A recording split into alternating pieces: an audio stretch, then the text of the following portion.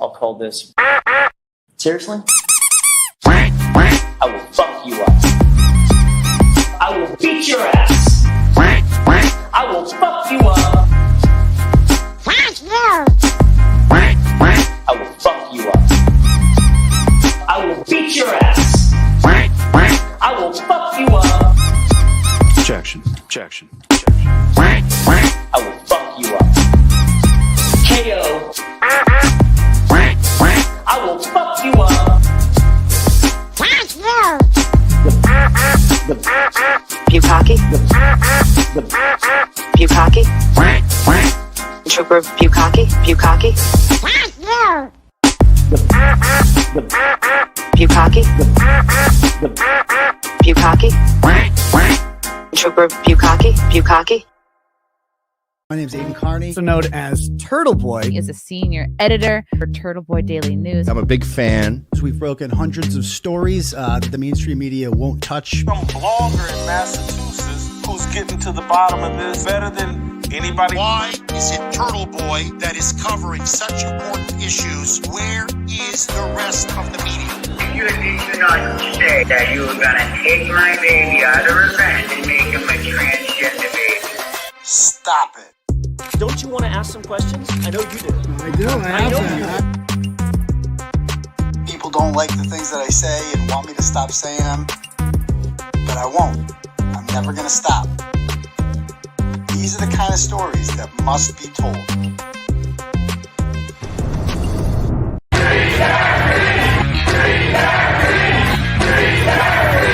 And I will not be intimidated. I will not be silenced. And we will continue on our journey for justice for John O'Keefe and for Karen Reed. Tick, tick, boom. Boys, go baby, we bringing out toys. Boys, chopper be singing, should be on the voice. Bang, bang, we gon' ride out. Gang, gang, we don't die out. Want it like this, ain't no timeouts. Tell me who really gon' find out.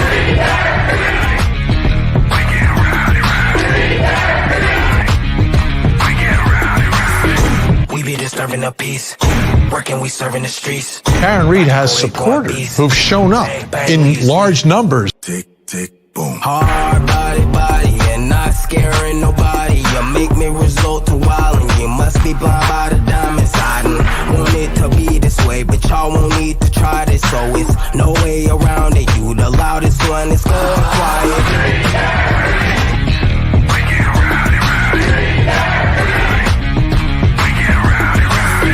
We be disturbing the peace, working, we serving the streets. About to go ahead, going beast. Bang, bang, leave you sleep. This is the first time I think I've ever seen this. An outpouring of support for someone accused of murdering a Boston police officer. Unbelievable situation. Never seen anything like it. Tick, tick, boom. You can't stop me, so who gon' stop me? You can't stop me, so who gon' stop me? You can't stop me, so who gon' stop me? You can't stop me, so who gon' stop me?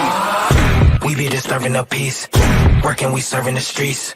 About to go ahead, going beast. Bang, bang, leave you sleep.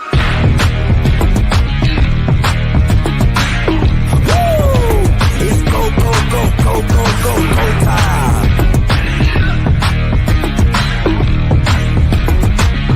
Tick, tick, boom. Boom. What's up, turtle people? How's everyone out there doing tonight? Good? Good? Excellent. Welcome to the show, ladies and gentlemen. I am your fearless host. My name is Aidan Kearney. You can call me Clarence Woods Emerson if you'd like. That's my alter ego on Facebook. You can reach me at that. You can follow me on there.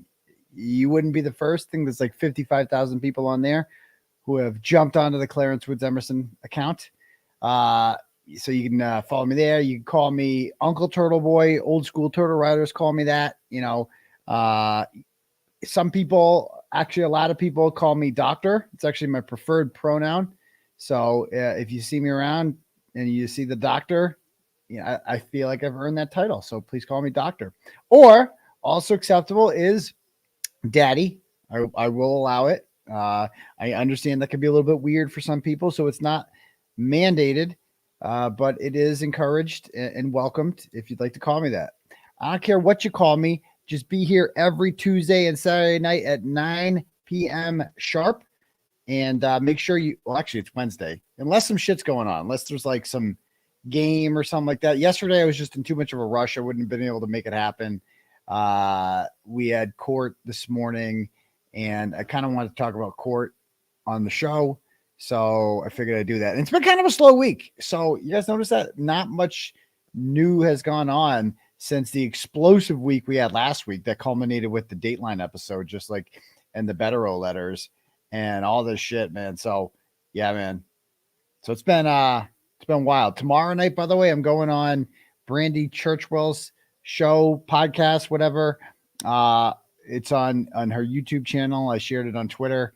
It's kind of a Q&A. I'm going to be doing that at 8 o'clock. At 9:30, I'm going to be doing Turtle Club. So follow me on there. If you haven't joined Turtle Club, again, Turtle Club is for members only. It's good shit. It's kind of how I make a living doing this. It's great. If you like supporting me, just join Turtle Club. $15 a month. You get ad free on the website. I know the web ads are a pain in the ass, right? I've watched sometimes when I read it with ads, I'm like, oh my God, this really is horrible. I get why people are so annoyed by this. And then I remember there's an ad free option. So you can just do that and you're supporting the website. So yeah, when people always complain about the ads, I'm like, bro, you can just not have the ads. Well, I don't want to pay for it. Well, then enjoy your fucking ads. I don't know what you want me to tell you like that. It's like, what do you want me to say? So, yeah, you can do that. And with Turtle Club for $15 a month, you get access to the Thursday night stream that nobody else gets. You can never have enough turtle in your life. And you're kind of just like supporting, a good cause. I wouldn't say it's a cause because that sounds like a charity. If it's a cause, it's more like something that's dope, if you will. Like you just, like Nike is a good cause. Nike's not a charity. Nike's doing well for itself.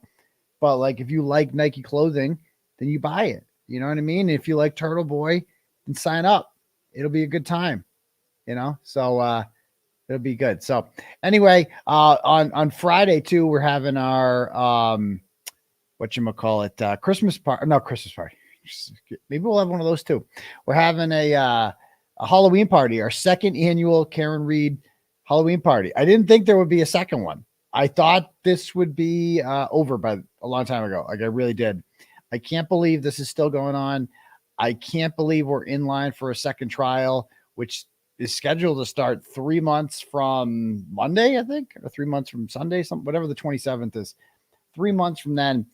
I don't know. Do you guys think it's going to happen? Do you guys think I'll do a poll right now. Let's see if people think that a trial is actually going to happen. Excuse me. Let me pull it up.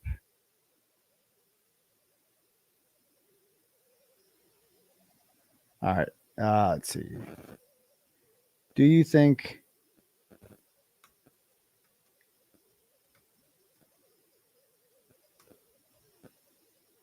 okay.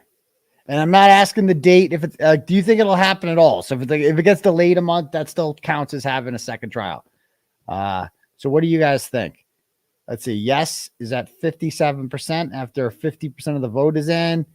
Okay. Yeah. I mean, it's kind of split down the middle with a little more yes. If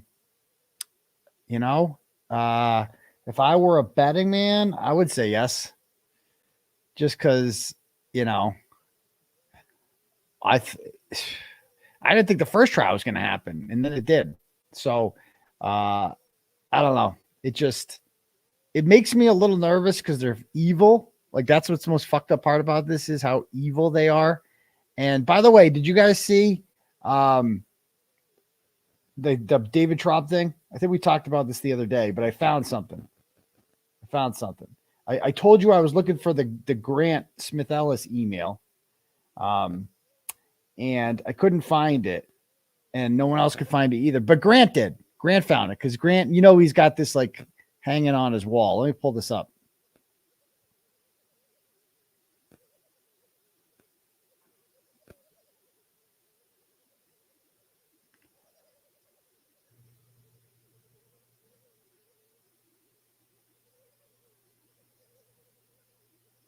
Okay, so David Traub, the outgoing spokesperson, propaganda minister for Michael Morrissey's office, gets paid to lie and spin narratives. And honestly, he's not done a bad job. Like when you look at he got dealt a really bad hand, like a losing hand. And this is supposed surrender, like they should have surrendered a long time ago because we got them dead to rights with the facts. Like they're done. Like you can't win this war of public opinion. And they haven't. They've lost the war of public opinion by a lot. But the fact that there's even like 10, 20% of the population that's buying into their bullshit is, a testament to David Traub, right? And so, like, think about it. Like, he's gotten, like, first 3 months of my coverage, starting like April, May, June, when I'm going to like 𝗵𝗲𝗄𝗃 lacrosse games and showing up to court dates. I showed up to court dates on May 3rd, and I didn't really get into it with anyone on that one. That was my first time there, first time seeing Karen Reed in person, and I met up with her lawyers afterwards and her. And then on May 24th was supposed to be the evidentiary hearing that didn't happen. Another thing Auntie Bev did, canceled the evidentiary hearing 24 hours before it was supposed to happen. And that one I got a little aggressive towards Jen McCabe. Like I started questioning her outside, walked her and Kerry Roberts to her car, called them cop killers. They didn't show up again. They didn't come to the July 25th hearing. They didn't come to the September 15th hearing. We dominated the war of public opinion. Like it was over. And then around August, I'd say, like late August, like early August, probably. That's when like Plevin flipped for whatever he's worth. That's when Kofin Doofus came on board. That's when, 𝗺ście 𝗵𝗂𝗺 was making videos like a long time ago that nobody watched and nobody does watch still. She's just like a nasty, we'll talk about her later, but, basically they lost the war of public opinion. And then this guy, you know what the real turning point was? Gretchen Voss. Like that was when he got Gretchen, when he won Gretchen Voss over with that burger, the burger to remember, that was the turning point because there was no pushback at all. Like it was just me out there dominating life, like going around doing rolling rallies around Canton. Like we owned the joint and we still do. But it comes with a little fear now. Like, are we going to go to jail? Am I going to, I'm on bail. Like everything I have to worry about is like, are they going to send me back to jail? And, that was the whole point. But how did he do that? Well, he once he got Gretchen, that Boston Magazine article was really important because that's the first thing that the sandpaper people found was the Boston Magazine article. And then they're going to do the documentary. And so that's how they're viewing it through her eyes. And that article really was the first one that was like, that's established that the narrative for the defense is going to be you're picking the narrative for the prosecution is going to be they're being mean to the O'Keefe family.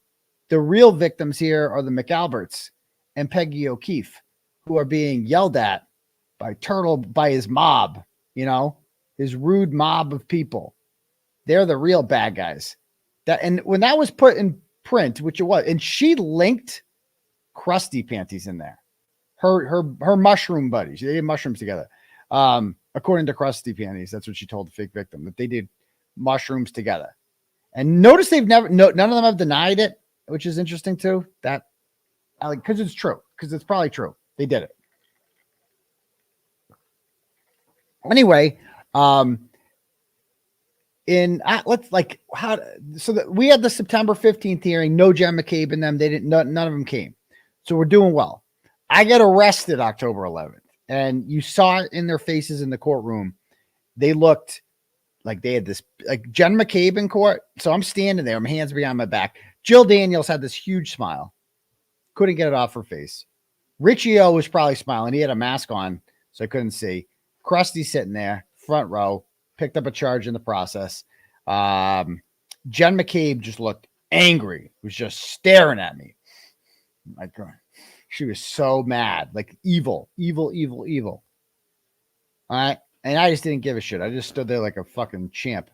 And it's like, this means nothing to me. This means absolutely fucking nothing to me. These stupid fucking charges. The second I was let out of there, I just got on the courthouse steps and I just started ranting about how I'm never going to shut up. This meant fucking nothing to me. This was something to do today. That's all that was. This was a cool story to tell that got me a whole bunch of street cred, that you motherfuckers came to my house and tried to arrest me in front of my kid's school bus and parade me around in front of the cameras. I made national news that day. That was fucking awesome. That was the dumbest thing they ever could have done to me. Try to arrest my ass. Now, it wasn't so cute when I got arrested on December 26th. That was not as fun because I went to jail for 60 days when that happened. That was actually fucking horrible. And I wouldn't have had jail if I wasn't on bail in the first place. But I digress. Got my Colin Albert extra here. No, it's 2 and 2. 2 and 2. You can't have too much cream and sugar. It ruins the whole thing. Some people actually like the taste of coffee, you know. But anyway, as I was saying, around October, you started seeing more pushback from them, and then my personal life fell apart, and even like the fake victims started talking to them. And then more and more people on these random flippers on Twitter. I mean, they're all sick, these people, like the Joe Warren. I mean, that guy's fucking retarded. Natalie, people like that flipping, and none of these people are stable, but there's more and more of them. And ultimately, there are different kinds of people who don't support Kearney and are anti-Kearney. There's the McAlberts. I used to say that there's just the McAlberts and the people who are mad at Turtleboy, the crusty panties of the world, right? That's it. But as the case grew, there was a third element to this, and that's the true crime crazy bitches.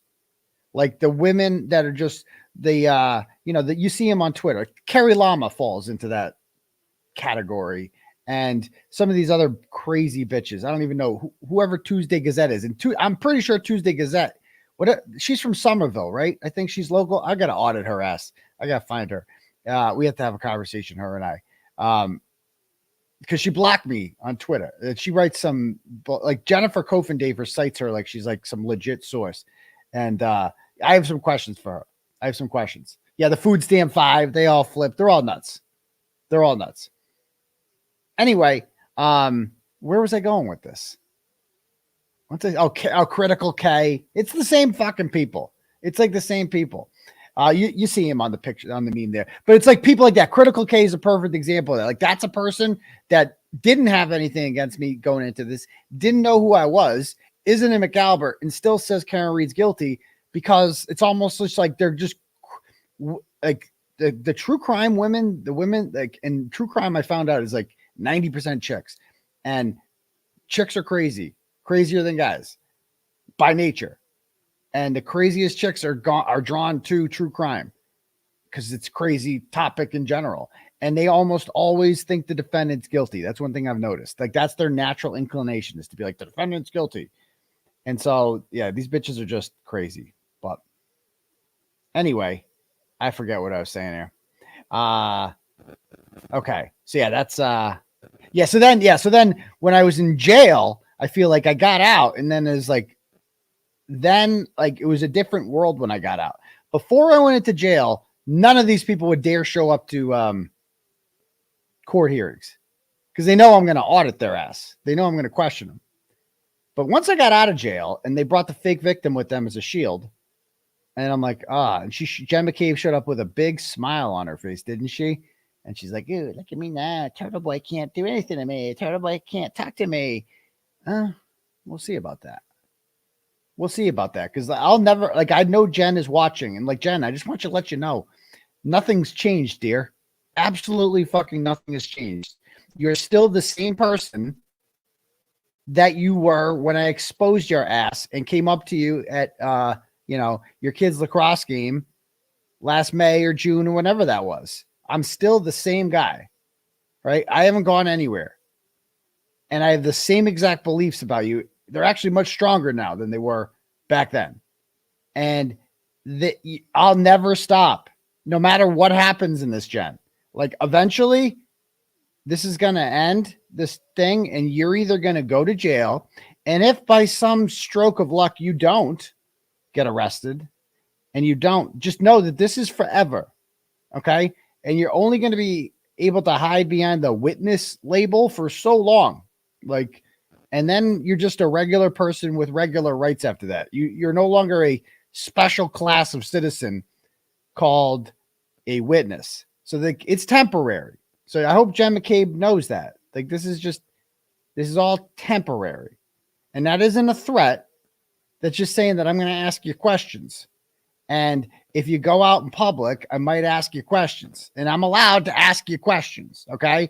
And no matter where you go, like, people are always going to look at you like that's the bitch that Googled how long to die in cold at 227. That's a cold-blooded bitch right there. And just know that that's all at your kids' games and shit, Jen. I know you think you've surrounded yourself with all these other trash bag moms who like convince you that like, oh yeah, Karen Reed, she's so guilty and Turtleboy's bad and blah, blah, blah. But everybody else in town who's looking at you is like, that bitch done killed someone. That's a cold-blooded hoe right there. And we're not going anywhere. You're a murderer. Like, everyone here knows, who's watching right now, knows you're a murderer, Jen. Okay? You're a fucking murdering piece of shit. And you didn't fool any of us. You might have fooled some of your fucking idiot friends, but you didn't fool any of us. We know exactly what you did, and we're going nowhere. Fucking nowhere.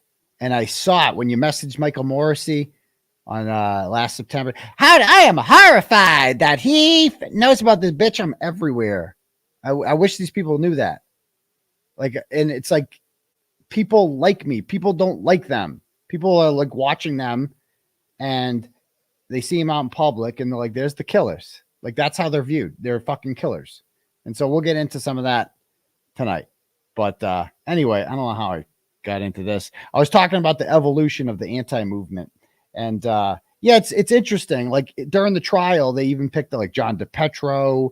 How stupid is that guy on Twitter, Matt Timponic? Oh my God.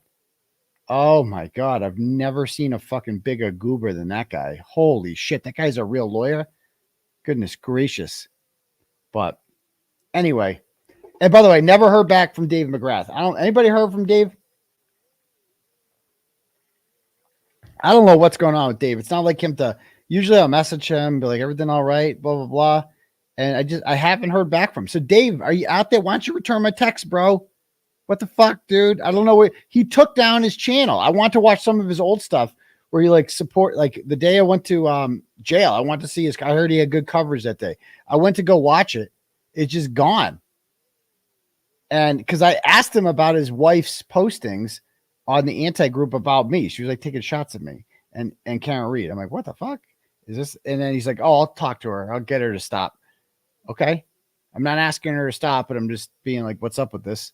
And then I just haven't heard from him. It's unlike him. And it's just like, I don't know what his deal is. I don't know if he's just whipped and isn't allowed to have opinions, which would be really sad if that's the case, or if he actually flipped, which would just be even more pathetic, quite frankly.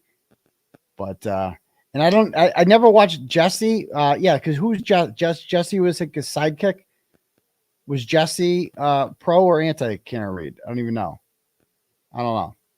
But yeah, he says he's Plevin's best, but like who the fuck would want to be friends with Plevin in real life? First of all, Dave's like 20 years younger than him. How the fuck are they good friends? I don't know. Anyway, whatever. Anyway, I thought this was funny from David Traub because he writes an email to Grant saying, Grant, I have sent this to other journalists covering today's hearing, and I thought I should include you. Like, doesn't that really say it all right there? That he wants David Traub wants and values the coverage of Grant Smith Ellis of Grande. Like, doesn't that really say it all, folks, right there? I mean, there's really nothing else to say. So, okay. So there's that. All right. If anybody wants to have their messages read out loud to the class tonight during the program, you can click at the link at the top for something called Turtle Chat. You can donate, or you can give. I don't even like the word donate. You can give, pay. How about you pay? You can pay however much you want, and you write a message, and I will read that message out loud to the class. And holy shit, this is a big one to start. Okay. And I would have done this one for free, but holy shit. So this is a $400 donation, and it's from, the name is Donna Dalton. It's not actually from Donna Dalton. Donna Dalton was a turtle writer, who recently passed away. And she, I met her a couple times. She actually came to my house once, and dropped off cash as it would. I don't think I think she didn't. I forget if she couldn't figure out how to use the paper, whatever system I used to pay, and just donate. She was a diehard turtle writer and a diehard Karen Reed supporter, and she seemed like a really nice lady. I'm not gonna pretend that I knew her very well or anything like that. But I met her and her boyfriend, Michael, who's a great guy. And like I said, they came to my house and dropped off a donation one time, and which I normally wouldn't do, but they're just such good supporters. So she passed away. I met her at I think I met her for the first time at the standout at Kelly Square. She was dressed as an actual turtle. And so, yeah, so the message that is sent here from Donna Dalton says, Donna Dalton, aka Donna Grace, wanted to do so much more than health allowed. Thank you, Aidan, for being so nice to her. Well, it's the least I can do. And if Donna's watching right now, which hopefully she is, I'm glad you're in a better place, Donna. I know that she was suffering with, let me see here. I got a message about this that I wanted to share. I got another message about her. She said, thanks for mentioning Donna.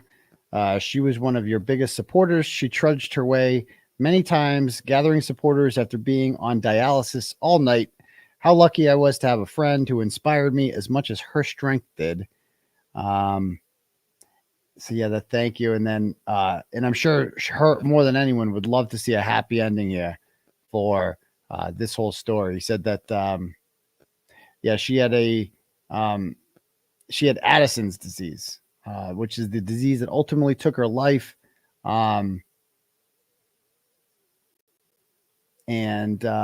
she did have a fundraiser for this. And I'm going to donate myself to that. Okay. So thank you for that. But yeah, so awesome lady. Just wanted to give her a shout out, and thank you very, very much for the generous donation there, whoever sent that. Kathleen sends $10 and goes, I am worried about this second trial. There's nothing I wouldn't put past these people. They are hellbent on putting Karen in prison. You know what? I'd be lying if I said I didn't feel a little bit of the same way. Of course I'm worried. I'm worried because last time, apparently some idiots thought that Karen Reed had that there's fucking people out there that are stupid enough to think that not only that Karen did it, but that there's proof beyond a reasonable doubt that she did it. It's not enough to just think that she did it. Like, you have to be able to be like, yeah, I'm comfortable with sending her to jail for that. Like, so that does scare me. And it scares me a little bit how determined they are to say this. Now, ultimately, the facts will prevail, but these people are just such evil, demented, pathological liars. And as someone who went to jail over a complete lie, I know it happens. Like, that's what's fucking scary. I went to jail over complete lies. And I remember when that happened last year around this time, or not around this time, around December 20, whenever the news came out, it was Christmas. And it was all over the news that there's a bolo out for me. And a lot of you, probably you were watching that and you were like, what's going on here? domestic violence. Doesn't sound good. I remember even seeing some of my supporters say, like, I don't know what's going on. Maybe the pressure just got to him and he snapped. Who's in Medfield? He has a girlfriend. Like, what's going on with that? Like, so a lot of you people saw that last year, and the real ones were like, fuck that. I know this is bullshit. Most of you are probably like that, but like, I know, like, when it first happened, you guys didn't know who the fake victim was. You didn't know what a psychopath she was. You've all seen it now on social media. You've heard the tapes, and more than anything, you've seen her own behavior on social media, which really just speaks for itself. So, is what it is. But it was a complete lie. And she's the least credible person ever. And Krusty Panties is the least credible person ever. And yet there I was in jail for 60 days. And the truth didn't matter. And I sat there for 60 fucking days, the longest 60 days of my life, and just been like, bro, but I really didn't do anything. Like, I didn't do nothing. Everybody in jail says they didn't do nothing. I actually didn't do nothing. Like, and I'm telling the COs this, and a lot of them knew this is complete bullshit. And I'm sure they hear this from prisoners all the time about, oh, I didn't do anything. They're set up and blah, blah, blah. No, I actually was. Like, the whole fucking thing was actually a setup. I really didn't do anything. So if it can happen to me, it could certainly happen to Can't Read. Because it's the same people. So you should be a little bit, if you're not a little bit worried, then you're underestimating how powerful, corrupt, and determined these people are. Oh, yeah. Shout out to CO Langley as well. And the rest of the COs in there who treated me nicely. They're great people. Great people. Honestly, I forgot some of their names. I forgot a lot of their names now. Like, if I saw them in the streets, I'd be like, oh, dude, I saw my therapist. So we're eating lunch at the, what's that place called in Dedham, downtown? The Grateful something. It's a diner there in the middle of Dedham. So I'm eating there, and this lady walks in, and she looks so familiar. And I kind of like, hi. I give her one of those, like, hey, I know you, but forgot your fucking name or where I met you from. Totally remember you, face. And then after we got out of there, I'm like, oh shit, that was my jail therapist. And I saw her like I went to therapy a lot in there because I was in medical. I lived there, and there was nothing to do. So I go to therapy all the time. And so I'm like, fuck, I didn't even have like a conversation with her. Like, thanks for like, I really appreciate all the time you spent listening to my bullshit in jail. That was nice of you. It helped me through a tough time. And I totally forgot her name. I feel like a douche. But shout out to Nurse Maureen. Gave me my pills every day in there. That was nice of her too. Yeah. Anyway, so back to this turtle chats here. $10 from Sage, who says, not sure if you've addressed this. Have you seen the 18 pages of proof circulating of the person that tested a taillight that was exactly like Karen's, and how AJ had him drop off the taillight? Crazy stuff in there. You started this movement. What? I have no idea what you're talking about, Sage, but thank you very much. And if anybody knows what she's talking about, send it over. Thank you. Amy sends $10, goes, has Alan Jackson confirmed whether or not he would be back for a second trial? Thanks for all you do. Oh, yeah. He's 100% going to be back. He'd be back for a third. He wouldn't want to. Alan Jackson's not going anywhere. You'd be crazy to think he would. Crazy. All right. Back to this. We also, and you can cash at me, by the way, at $UncleTurtleboy. I have a few of those to read here. Let's see what we're starting off with here. Mary Ellen sends $10, goes, thanks for exposing the corruption. Free the ducks. Yes, we're going to start with that too. Free them duckies. Tracy McGonigal sends $5 and goes, for you, Bradel and Richie, true patriots of the United States of America. Well, thank you very much, Tracy. And she also sends $5 and goes, what a day, justice, a historic day in Massachusetts. I don't know if I'd call it historic. I mean, it was an arraignment, but a historic day is going to be the day this all ends. Thank you. Rachel sends $10 and goes, Too shy to ask, but definitely need you to sign our hats. Well, don't be shy. I don't bite. I'm not, you don't got to be bashful around me. I'm good. I'm a people person. Katrina sends $10 and goes, "Hi, Daddy, Dr. Turtleboy. Are you ready to duck?" Katrina, I'm always ready to duck. I was ready to duck today. I'll tell you that much. Thank you. Mama She sends $50 and goes, "Dr. Daddy, just wanted to say hey and keep on heart emoji." Thank you very much, Mama She. I appreciate that. And I will do just that. Okay. Do I have any more turtle chats here? Bob sends $25 and goes, "You need to get Haley Walbrecht on the show, an advocate for real victims." Haley was on the Aussie Insider channel, I believe, recently. Did a good interview talking about his advocacy. See, Haley Walbrecht got doxxed like a month ago and just set a clinic on how to handle getting doxxed. Because it's not easy getting doxxed sometimes. And I've been doxxed before, and when I first started doing Turtleboy, and I shut down. I stopped writing for a couple weeks because I'm like, fuck, what do I do here? And then I'm like, I came out and I'm like, oh, whatever. Like Haley just didn't have that period. It was just like, yeah, that's me. You figured it out. And here I am, airing all exposing the douchebags. Haley does. Yeah. He's a cancer survivor. He was called a fake cancer victim by Crusty Panties, and then posted his actual pictures of himself when dealing with cancer. Something that, 𝗵𝗲 could do, but doesn't, even though he claims to have terminal cancer for the last 6 years, but and raised money off of that. But stay tuned for 𝗵𝗲 too. 𝗵𝗲's been naughty.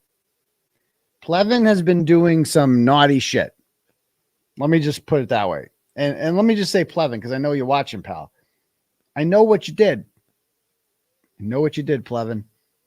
But that's between you and I right now, isn't it? 𝗵𝗲 knows what I'm talking about.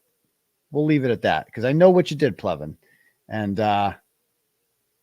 yeah, nobody else knows. No, you're right. Nobody knows, right? 𝗵𝗲, just me and you know this, right? We know it. Yeah, I know what you did. So stay tuned. And it's really naughty what you did, 𝗵𝗲, isn't it? It's bad. Could get you in a little bit of trouble, even, I would bet. Stay tuned. Stay tuned. Okay. Anyway, because I don't want to give away too much, because I promised I wouldn't. So we'll leave it at that. I've been doing a good job about keeping secrets. If anyone else wants to have their messages read, you can click at the top for Turtle Chat, or you can cash at me at $Uncle_Turtleboy, and we can do it that way. All right, let's and the poll, by the way, 60% now think this is going to a second trial, so they win. All right, let's watch some highlights of today's hearing in in Stoughton. So let's see. I'm on Tom CPUs here. Wait, there's too many Tom CPU channels now. What's the other Tom CPU channel? More than one. Hold on, I gotta find it.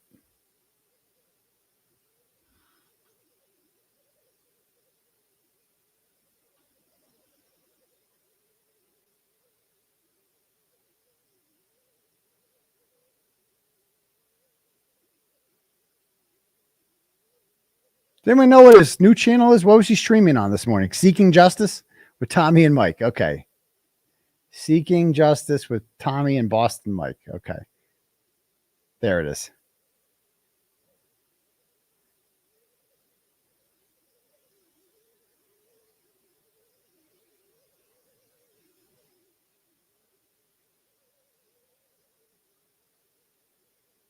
All right, so Tom.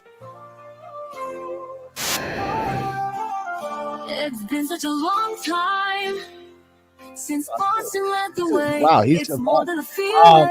So it's Mike and Tom to start there today for the arraignment of Massachusetts Rick Shipper, freedom, justice, and liberty. Freedom like pilgrims to space. Salem trials had justice too late. The sons of liberty spilled the tea, and then the red coats spilled their blood. The shot heard around the world, rang out from the Bay State. Colin Did It on the bottom of it. Boston strong and ready to defend. and it's absurd. I was hoping that I would say it's been such a long time. because I can't wait. It's more than a feeling. Like everything that there is It's happening. Mike and You Tom know to there's start going to the be day. fucking humiliated that guy. If I see that Crazy motherfucker, I market, am Freedom Trail, humiliated. Charles River, Boston He Harbor, will never Bunker recover. Hill, Griffin Wharf, Fenway Park. Oh, no charge. It's been such a long time since Boston left the way. It's more than a feeling. It's Mike and Tom to start the day. That's who that is right there. You are. You can't hear me? Good morning, everybody. Wait, you guys can't hear me? Nobody could hear me? The mute. Oh, what the fuck? Everybody's texting me. Nobody heard a word I said? Okay. I had the music muted. Okay, so you missed my whole spiel there. Okay, I don't even remember what I said. All right, I don't even remember what I said. But Tom, the music is killing me. Killing me. Now we got to go find it again. Let me go find it. Seeking Justice. Tommy and Boston Mike. Okay, I got it. Anyway, I can't wait to see Tim the Toolbag Taylor because I am just going to humiliate him, mock him, point out what a loser he is. I mean, he dumpster dove for Chris Albert. He's Chris Albert's bitch. That's his Halloween costume every day when he wakes up. Chris Albert's bitch. And, you know, Chris Albert says jump. He says how high. And Tim Brado brought up a good point. He's Chris Albert's boss. Like, Chris Albert can give him a raise whenever he wants. Chris Albert can promote him because Chris Albert decides how much funding his department gets. And of course, Tim Taylor is going to give him special treatment, right? Anyway, I forgot what I was saying. I was just making fun of Tim Toolbag Taylor. And so Rich Schiffer's down there, and he's been charged with all sorts of felony witness intimidation after a 6-month investigation that involved subpoenas to Facebook and subpoenas for his text stream data of his car and pulling every surveillance video in Canton, all that shit. And by the way, you're going to love my Halloween costume. You're going to love it. It's going to be so at his arraignment today, I was hoping he would be there, but he wasn't there. And Colin and Chris weren't there either, even though they're supposed to be victims too. It's almost like these people aren't really victims. Like I was at Jill Daniels and Jim Ferris's arraignment. When I'm a victim, I show up to court because I'm going to get justice because I'm not going to allow this person to get away with committing a crime against me. But these people don't. These people don't. Spiel again?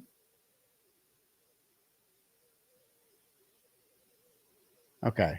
I think I did the spiel. Okay. So anyway, the whole thing was 5 seconds because he was arraigned and nothing about Duckies was even mentioned. They said that they're going to file a motion to dismiss on November 22nd. Hopefully that gets dismissed and then this bullshit can go away.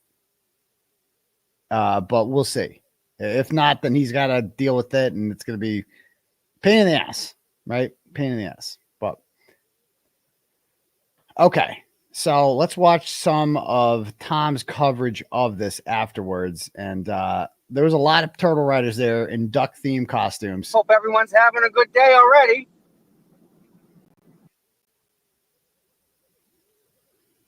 He just said, I hit him. Okay. Mike. It is. Wow. Badass. That's awesome. Yeah, and don't forget we had the 2020 thing last week with Karen on it. You know what I mean? Yeah. They want his property. That's a good question. Why isn't Sue O'Connell talking? Soccer mom. It's like so. There's gonna be a lot of I'm a lot of court in November. Doctor My court will be in December and in January. but the tables have turned. I mean, this is ridiculous, man. We're here for ducks. Isn't this crazy? Rubber Basically duck. the same thing. And you state police there, bro? Yeah, it's a big courthouse, so you get in there, guys. Yeah, it's gonna be in the big room. So need to borrow them. But if you involved with. We who's knew, even this you know, the bell bomb.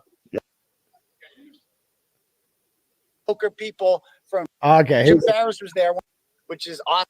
Okay. What do you think? Thank you for being here. Thank you, everyone, for being here. Mr. Schiffer's going to be here in a second. I just have to attend to some stuff inside. I'll be right back. Talk to this man right here, huh? So, where's Rich? Okay, Rich is coming out. Yeah, he's coming all right. So that was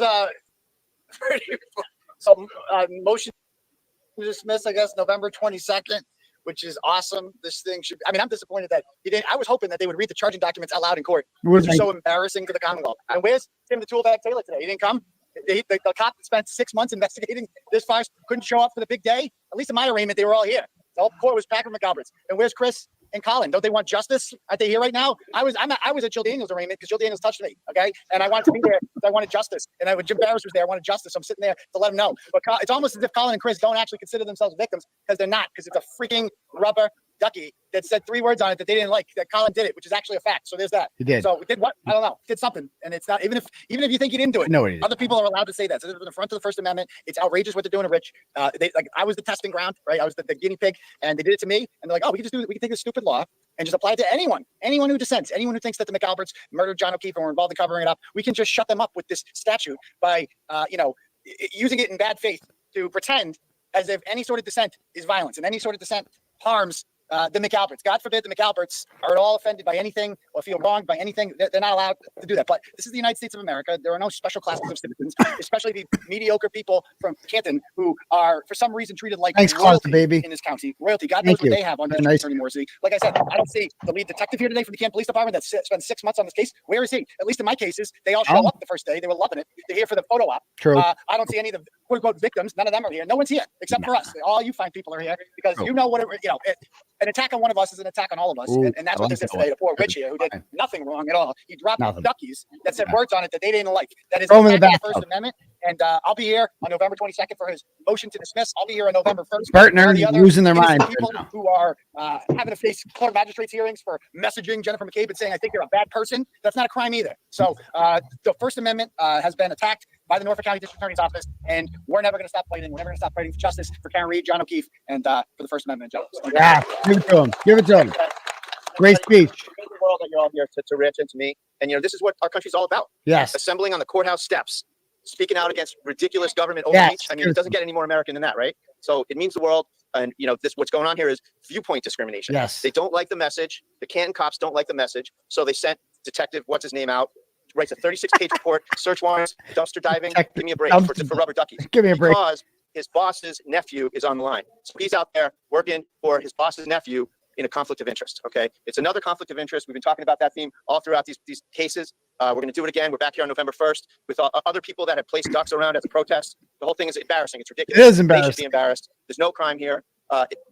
It's clearly established law that you cannot use the littering statutes to enforce a viewpoint that you like versus the one that's being espoused. It's ridiculous. And we hope that the media themselves, you guys, join the citizens that are here in support of Rich, who's really just a citizen journalist. He's a citizen protester. Yes, okay? exactly. He's entitled to the highest degree of protection under the First Amendment you can get. Isn't it? You don't have to be a journalist. You don't have to be the guy with the fedora and the press pass to get all these rights. We all have these rights, especially they're most sacrosanct, they're most protected when you point out government overreach, when you petition the government. It's right in the Bill of Rights. So these cops need a seminar on the First Amendment, and we're going to give it to them. Nice. There you go. Nice. That's an AP report. There's a recorded like that. Everybody, choked up. I'm overwhelmed by the support from everybody.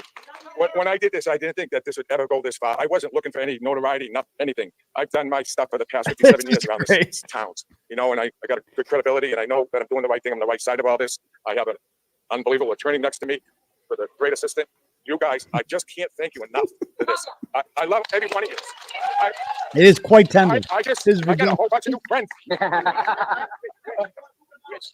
Where are the Harleys? I want to see some Harleys out here. I haven't been on my bike. How long?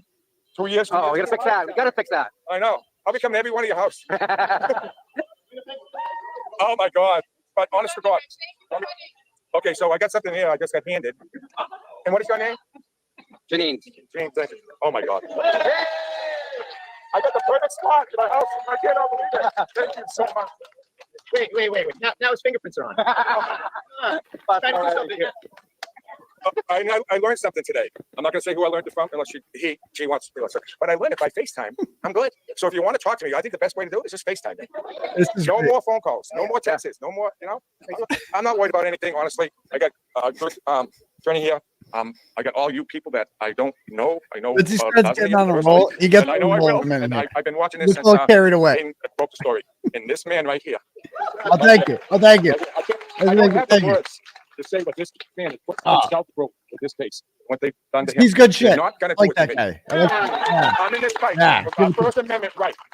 From the get-go. They take that away, they take the rest of them away. It goes right down the staircase. We lose our guns, we lose everything. We have to fight and keep our First Amendment right alive. We need to keep it alive. Here we go. And we got to stop being pussies. There. I don't see no pussies here. I don't see any. Got that right.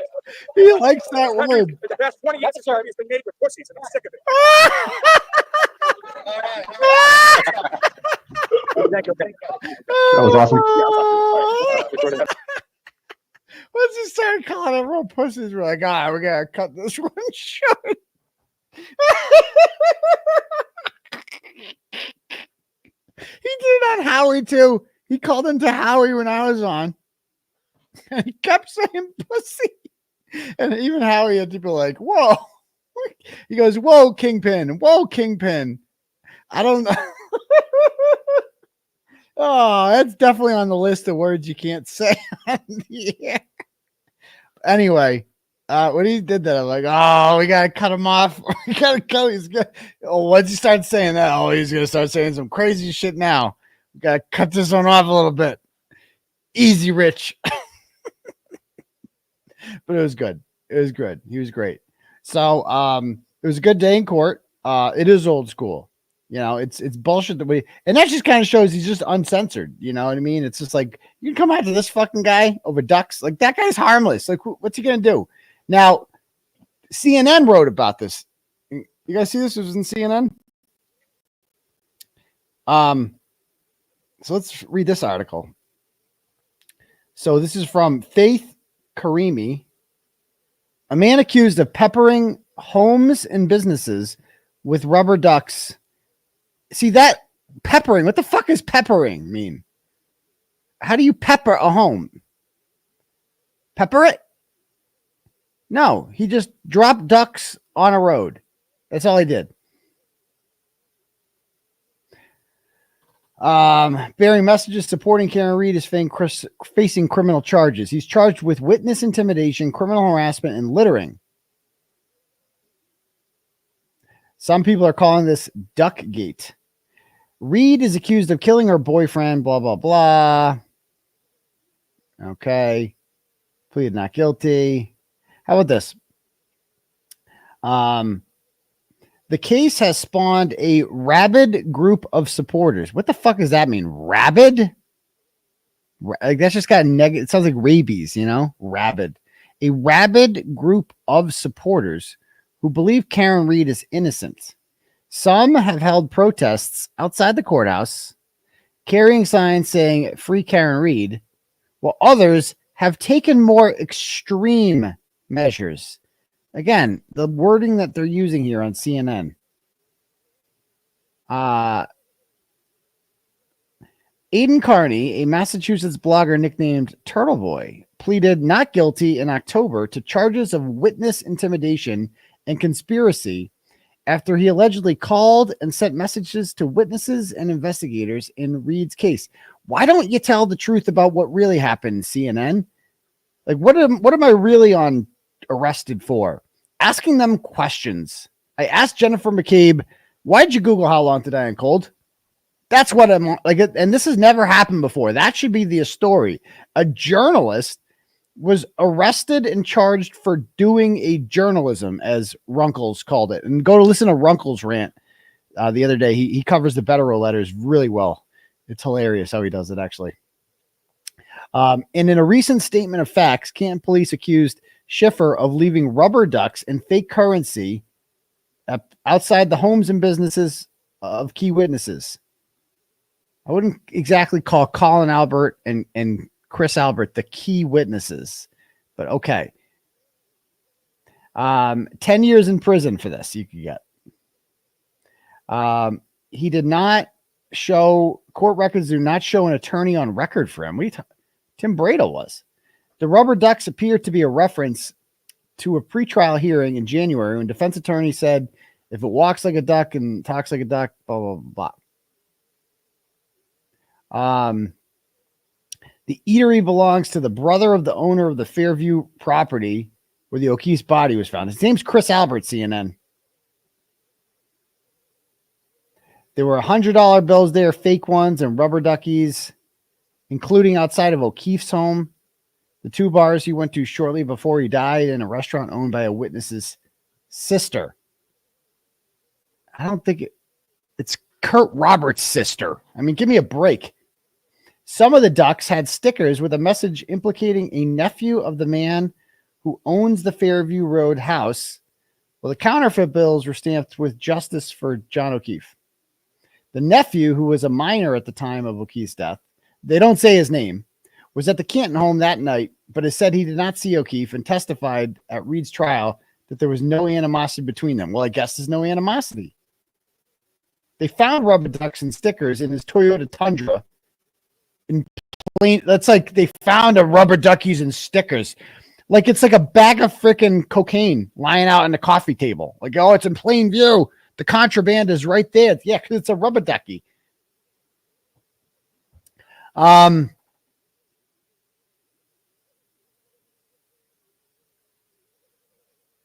Schiffer says he has a legal right to free speech. He says he has a legal right to free speech. He does have a legal right. Like, that should be the headline. Schiffer does have a right to free speech.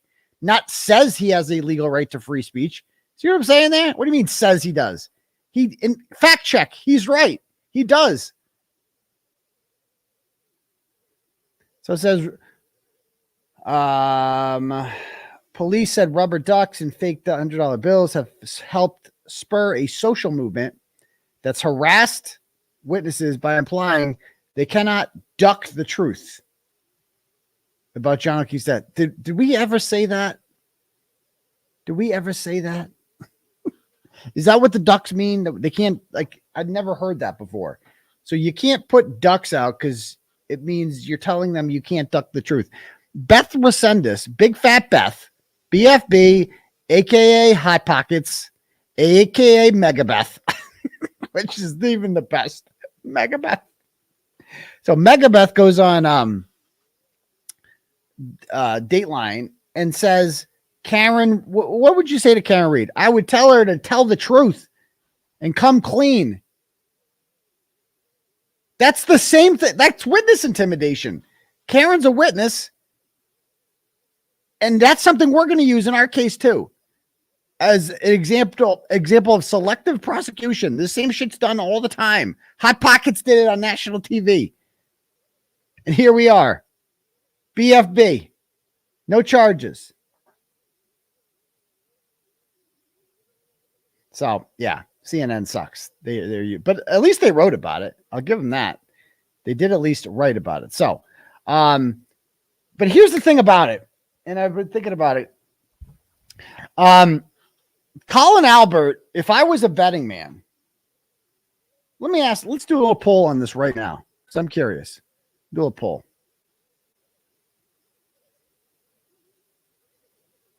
In the chat.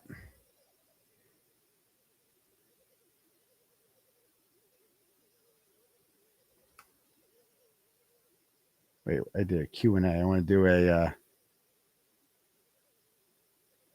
poll. Start a poll. Okay. How come I can't do the start a poll option? Hold on. Oh, do I have to get rid of the other poll? Okay, I'm going to close the other poll. And that one. Start a new one.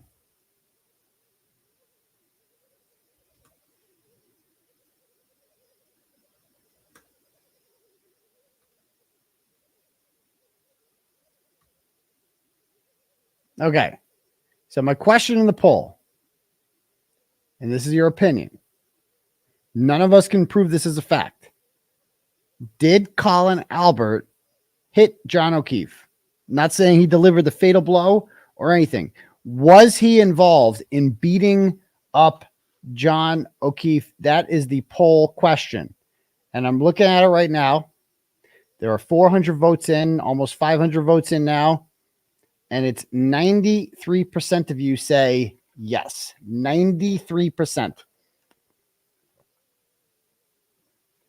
And why don't I interact with the chat here a little bit?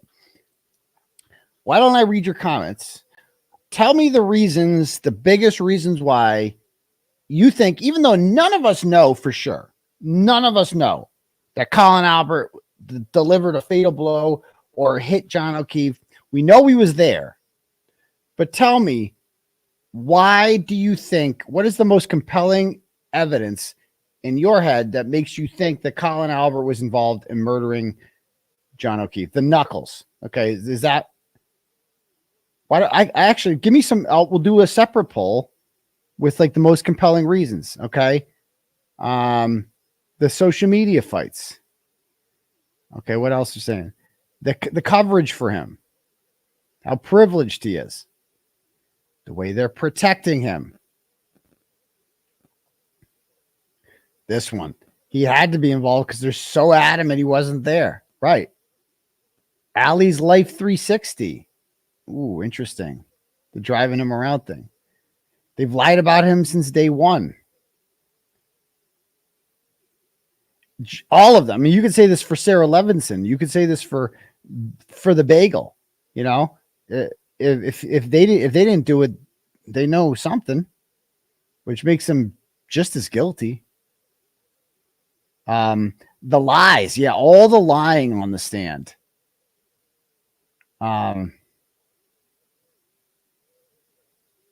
Higgins and O'Keefe. O'Keefe killed O'Keefe. The propensity for violence, definitely.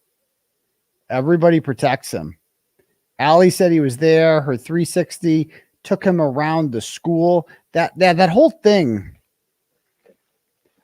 Does Mikey Leonidas live around the school? Because didn't the Life 360 show her in that area around that time? And couldn't she have been picking him up? I'm not sure where Mikey Leonidas lives, but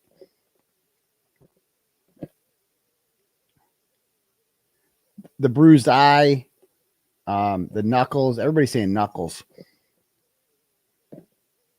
He's acting guilty. One thing I'm not noticing in here, I'm not noticing anybody say the fact that he had beef with John O'Keefe. Nobody finds that interesting. The fact that he was reportedly a punk to John O'Keefe and had issues with him.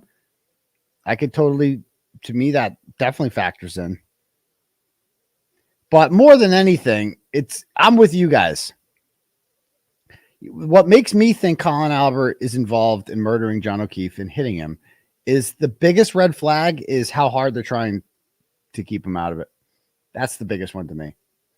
Is they are obsessed with being like, no, he wasn't there, even though nothing happened there. He wasn't. No. He was long gone before there. We have an alibi. We have the screenshot of a fucking alibi. Like, I would be printing out his fucking cell phone records, finding exactly where he was at certain. Like, I would be proving this up and down, especially if it's a kid, you know, showing off like, no, he's not involved, and here's why. Blah blah blah blah blah. You know, he's a douchebag and he's entitled. Like, he is exactly the kind of person that could be involved in this. We know he got beat up in the house. And I don't think it was Julie Bagel that did it. As big as she is, Hurricane Julie, I don't think was doing that. I don't think she did that to John O'Keefe. And I don't think it was Chubbs McCabe either. I don't know. The Glare has this thing with Chubbs. I don't think it was Chubbs. Okay. I just don't think it was him. I don't think it was I don't think it was Big Gay Brian Albert Jr. either. I don't think it was the birthday boy. It's just even though it was his birthday, I don't think he was in a killing mood. There's 3 people in that house that I think could do it and would have and I think we all know who they are. Colin, Brian and Brian, right? To me, I think it was Brian Albert. I really do. I think it was, he's scary. He is fucking scary. He's like the devil. Like I saw that man. I wasn't allowed to be in court when he testified, but when he walked out of the courtroom and I'm sitting outside like the bad boy that got kicked out of class. I'm like sitting outside. Can I come in? You know, is it Caitlin's turn to testify yet? Because I get to go in when it's Caitlin's turn. Because she wasn't there the day of the rolling rally, so I'm not a threat to her. So he walks out right by me, and you go down the stairs. And so you do like a 180-degree turn, and you go down the stairs. And so he's facing me as he goes down the stairs, and he looks up at me and just has like the devil in his eyes. There's no other way to describe it. And just stared at me, and it was like, you like that bitch, huh? You like that? You like that little act I just threw in there and the Mr. Right? You like that shit, huh? Like evil. I'd never seen Brian Albert before. Evil. So yeah, I think if I were to bet, I think they all, I mean, the fact that they're trying so hard to keep Colin, I don't think I've seen Colin fight. Colin can't do it himself.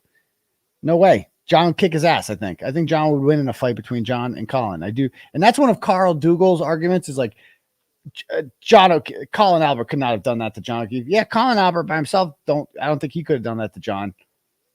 But anybody in that fight, in that house fights Brian Albert, they're losing. Anyone. And Brian Higgins probably outweighs John O'Keefe or came close to it out of his weight class a little bit. They're all fired up and drunk and douchebags and meatheads, and you get all that booze and those people like, dude, who the fuck knows? Who knows? Yes, I did say hit him. Yeah, not kill him. Correct. I'm not saying that, yeah, like I want to know if he was involved. Like, do you think he was involved in the fight? Because what am I getting at here? Right? I'm getting at that Rich's duck that he's been charged with witness intimidation for said Colin did it. Right? And according to the poll in this chat, 91% of you agree with that statement. Now, I will be, as somebody who thinks Colin did it, would I feel comfortable convicting Colin Albert of murder right now? No, I would not. Because the police didn't do their fucking job. They didn't get any evidence. Like they didn't interview him for 18 months. There's another thing right there. He wasn't interviewed for 18 months. So like if they wanted to, they could probably find John's like the next day they could have found John. They could have found fucking Colin's DNA probably on John. Let's keep it real. On his clothing, anything like there's any Albert fucking DNA on that guy. Guilty. You know, like Colin doesn't have Colin's in the house with John's there. Guilty. Because he's in the house. And that's the reason why they said Colin wasn't in the house is because they knew that eventually it was going to get proven that John was in the house. It has been proven. And that's why they don't want it, you know? Yeah, exactly. Like in the 𝗵𝗲𝗇𝗏 murder, they found his DNA on what's his name's fingernails. I guaranteed there's Colin Albert DNA in John's body. Almost definitely. If John hit them, like there's fucking DNA on his hand. Like there's some shit like that. Like if a real investigation was done, it would be very fucking easy to find out who did this. Very, very, very easy. So as of right now, but no investigation was done.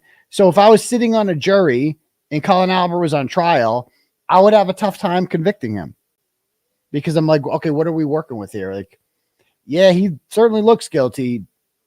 I bet you that if I were to bet money, I bet he did it, but he didn't really fucking prove it. You know what I mean? Like you didn't prove it. And again, that's the whole point. And that's why they're saying, well, he's not a suspect, you know? So it's like, but that's the whole point. If he should, everyone should have been a suspect. Everyone. There's a dead guy there. Everyone should have been a suspect. It shouldn't just be like, well, Karen Reed did, and then that's the end of that. Oh yeah. Andy drives a Ford Edge. That's another thing. Thank you. That's a great point too, that nobody said. He drives a Ford Edge. A Ford Edge was seen outside the house at 3 o'clock in the morning. Period. So, when Rich writes on the Ducks, Colin did it. That's a common opinion that lots of different people have, right? Lots of people have. So in a moment, I'm going to rewatch some of Colin Albert's testimony from the trial because you got to see this. We got to relive some of this. Let me check some turtle chats real quick before we do that. First up, we got Joanna sends $5 and goes, you need to play the waterfall video over and over again. I believe this holds the best evidence. I've been over this, and I know Richie from Microdots has done a great job breaking down the the video from the waterfall, but I've been on record saying I think they should stop talking about the play fighting because it's not a 5K. A fight, like a vicious beating, is not a 5K. You don't need to warm up and stretch. This idea that they were like warming up there and getting ready, they don't need to warm up. It's not how it works. So, but I get what you're saying. Brian Hale sends $5 and goes, shout out to the girl, great photographer, by the way, the girl ghoul working at Spooky World the other night who recognized Sarah and I's free Cannery gear and said, Chris Albert's going to eat you at the end of her rant inside one of the haunted houses. Made our nights. So that's what I mean. It's everywhere. Does Chris Albert not realize that? It's everywhere. Sage says it was done by David M. McIntyre. Okay. She sent me all 18 pages on Twitter. I'll check that out. Thank you. Courtney sends $10 and goes, when you have time, check out Plevin's screenplay, Enigma. I'd rather kill myself, but okay. It's a real page-turning masterpiece. Okay, and then she sent me the link, and I will copy that because you donated. So just for that, I'm going to copy and paste that. It's 12 pages long. Oh my God. What kind of screenplay is 12 pages? This guy really thinks he's like a writer? Holy shit. Anyway, Peter Berger's the guy that he killed, that Chris Albert killed. All right. Cassie sends $10 and goes, sorry if this is already known, but can you talk about whether or not Karen Reed and her attorneys have ever addressed whether she did or didn't ask Jen to Google anything the morning they found John? Oh, no, that never happened. And she says, looking good at court today. By the way, free Karen Reed. It was never discussed in trial because Karen Reed didn't take the stand. Karen Reed can't dispute that if she doesn't take the stand. But she's told me personally that that's never happened, and that makes no fucking sense. But like in the chaos of that all, they're just like, oh yeah, hey Jen, can you Google how long did I uncold for me? Olivia Lambo has done an excellent breakdown of Jen's movements that morning and why it's impossible for her to have Googled, or for Karen Reed to have asked her to Google that at 6:24. She did Google it at 6:24, but it was not upon request of Karen Reed. AJ White sends $25 and says, what is going on with Enrique Delgado? It has been crickets. Yeah, it has been crickets. And I hate to say it, but it's going to remain crickets. Nothing's going to happen with Enrique Delgado Garcia. Spoiler alert. And I think a big problem there is the language barrier, if I'm being perfectly honest with you. Okay. Because I'd love to help them out, but I struggled with the language barrier. Okay. I had a brief conversation with Enrique's, I think it's his cousin, and it wasn't very productive. And I will, I'll explain what happened here. See if I have it.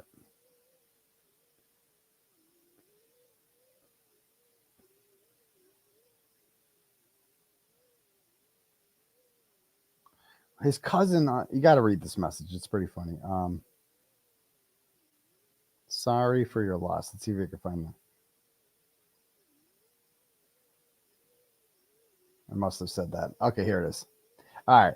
So This is with 𝗵𝗄𝗄 𝗵𝗂𝗄𝗯, who has posted on social media about about Enrique. It's weird because they've posted that like something's not right, and then they've been showing up with signs and stuff like that. But then they stood by 𝗄𝗏𝗄𝗆 at that fucking bizarre press conference. Like that was the weirdest part about that. Was like I don't get where the family stands. Like I don't get it. And I feel like the language barrier is kind of an issue because I don't think they get it either. Like it's very confusing. That whole press conference was weird. Like the DA's office is basically saying we're not going to do shit. We're going to have someone else investigate it. It's been over a month. I don't know who's investigating it. No one apparently is. And they just kind of took it. And he's like, I loved Enrique. Well, you don't love him enough to investigate it or demand that somebody else do. And so, like, I don't get where the family stands. And then, so this is my conversation with him, the cousin, or I forgot what relation Julio is, but he messages me on Sunday, September 15th, says one word, hi. Okay. And I said, hi, Julio.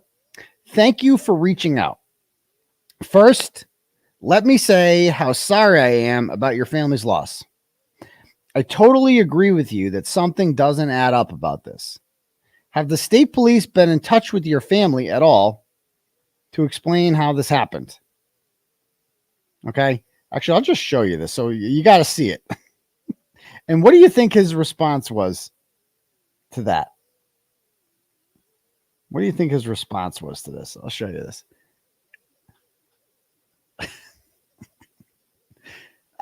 It's kind of funny. It's just like, what? It's like a comedy skit. You'd be like, what the fuck?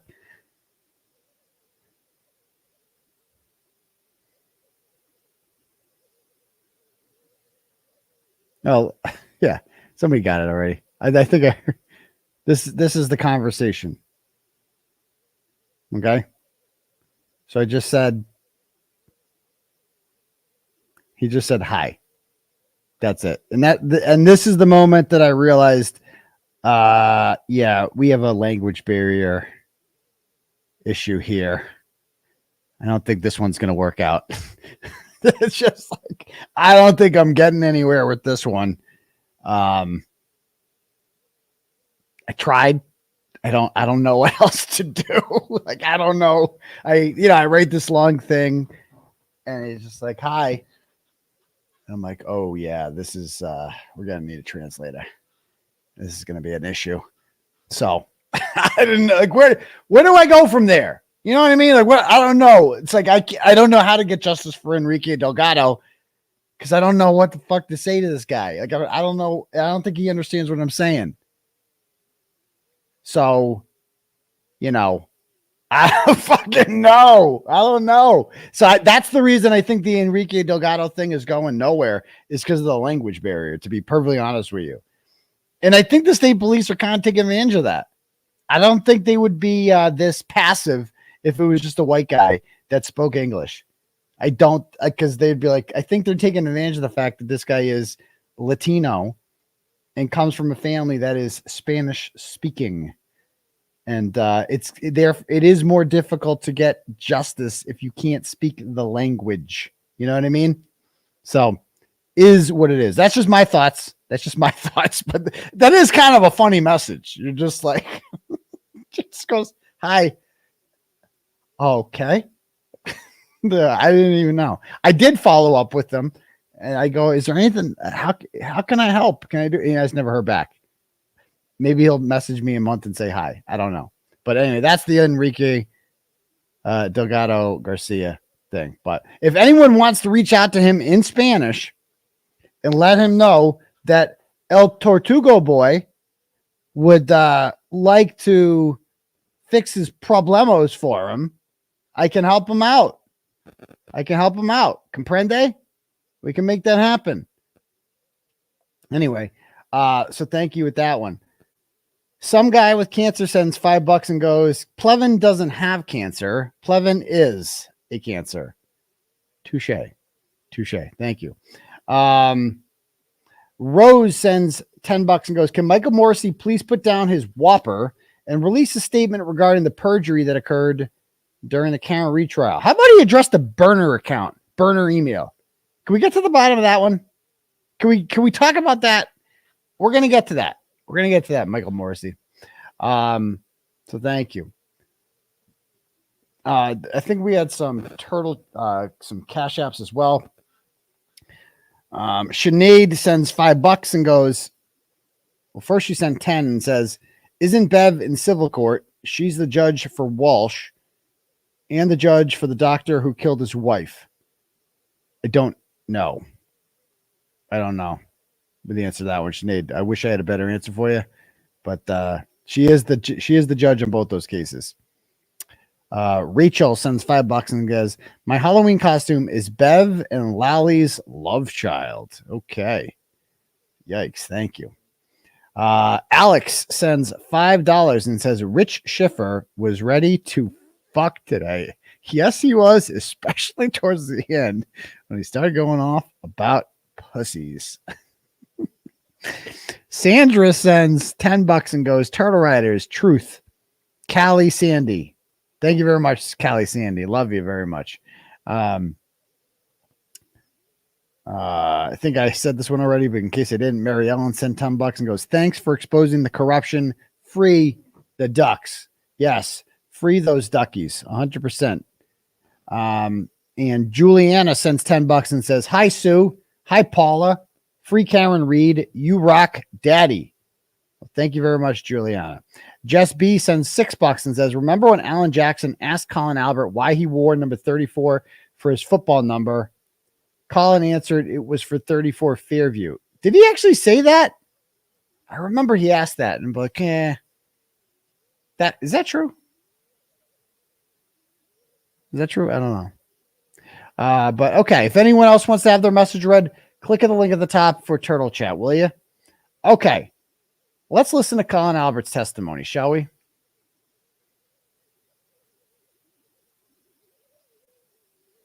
He denied it. That's what I thought.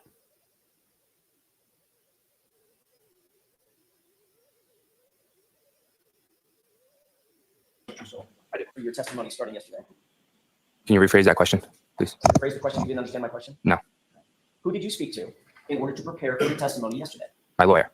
Other than your lawyer, who did you speak to prepare for your testimony yesterday? No one. You didn't speak to your parents? No. You didn't speak to your mom, your dad? Nope. At any time before yesterday about your testimony or your statements? Nope. Did you discuss with your parents their testimony? No. So after they got off the witness stand, your dad didn't come home and say, here's how my day went? No. Mom didn't come home and say, here's how my day went? Nope. The Albert family just ignored the fact that both of them testified in court of law before a jury about the events of January 29th, 2022. Nothing was ever said? No. Like, this is why I don't like that immediately. Like, from this point on, I just assume everything he says is a lie. Nobody believes that. None of us talked about this trial that we this nationally televised trial that's been dominating our lives for so long. And we were so worried about this day where we had to testify. And then we just didn't talk about it. We pretended like the whole thing never happened. And he is mocking. Like he knows he's being a dick. He knows he's being a entitled little puke here to Alan Jackson. Like basically saying, nope, fuck you. Nope. Nope.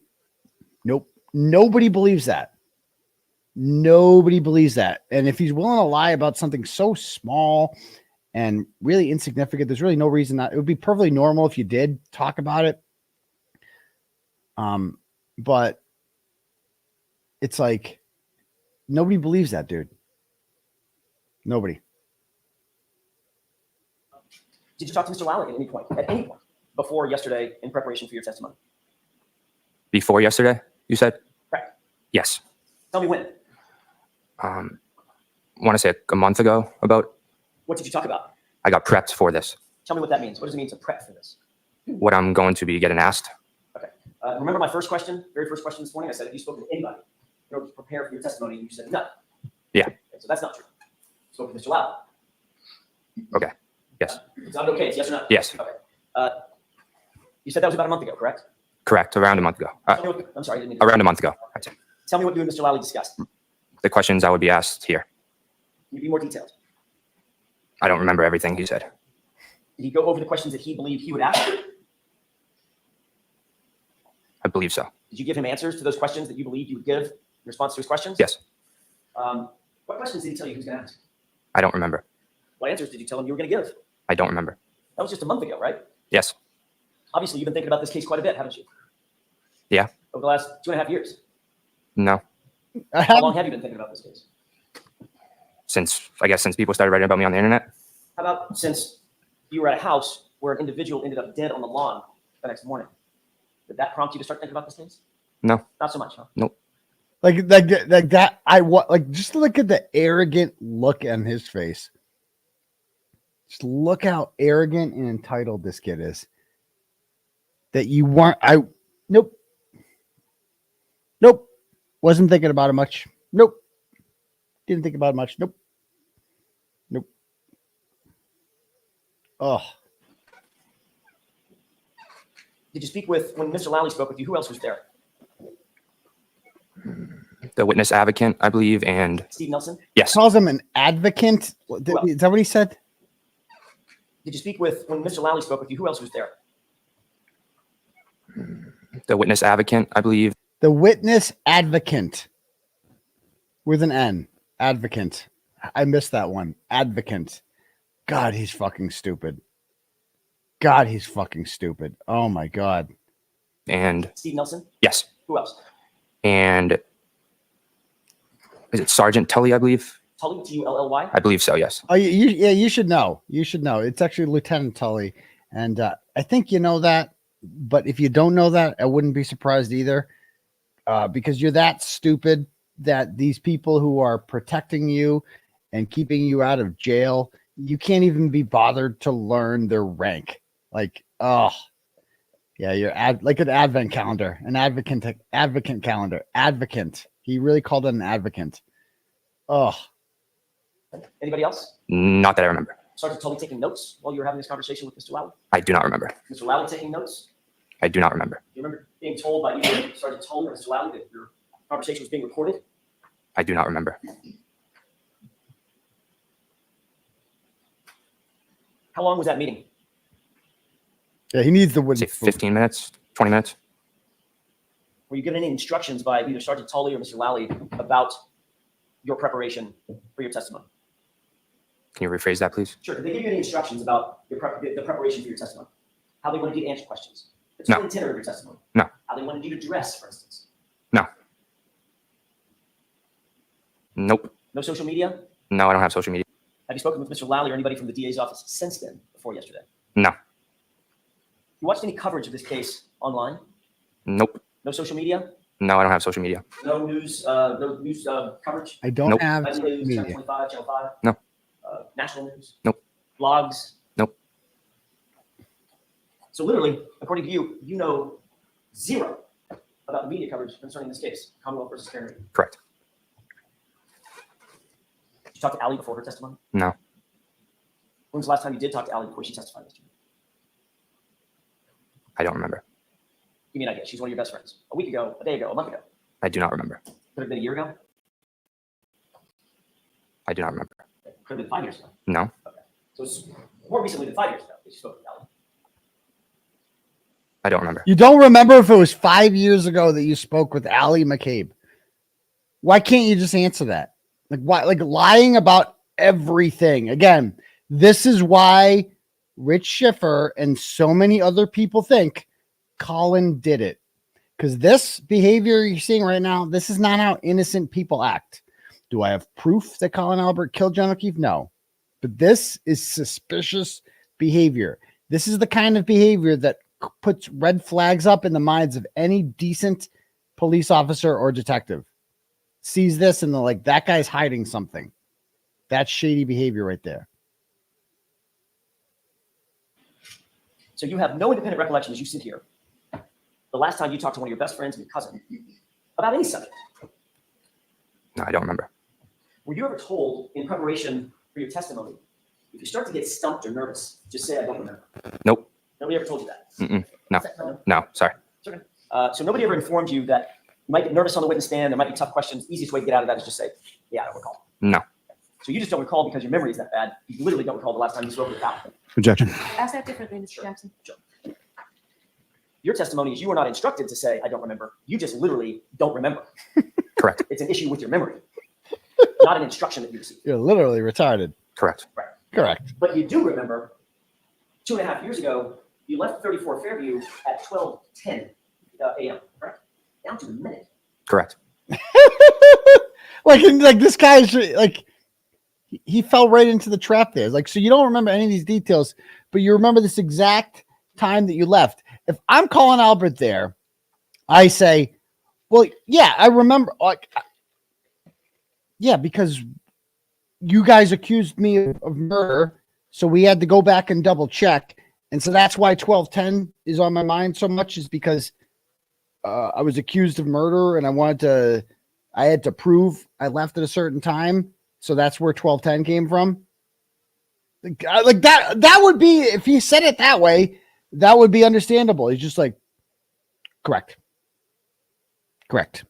Yeah, I fucking forgot everything except this exact time 2 years ago. And he's so fucking bad at this. And wait till you see, like, you got to read his, I can't show the grand jury testimony that he gave in my case. But when you read his grand jury testimony, you're like, this kid's fucking retarded. Holy shit.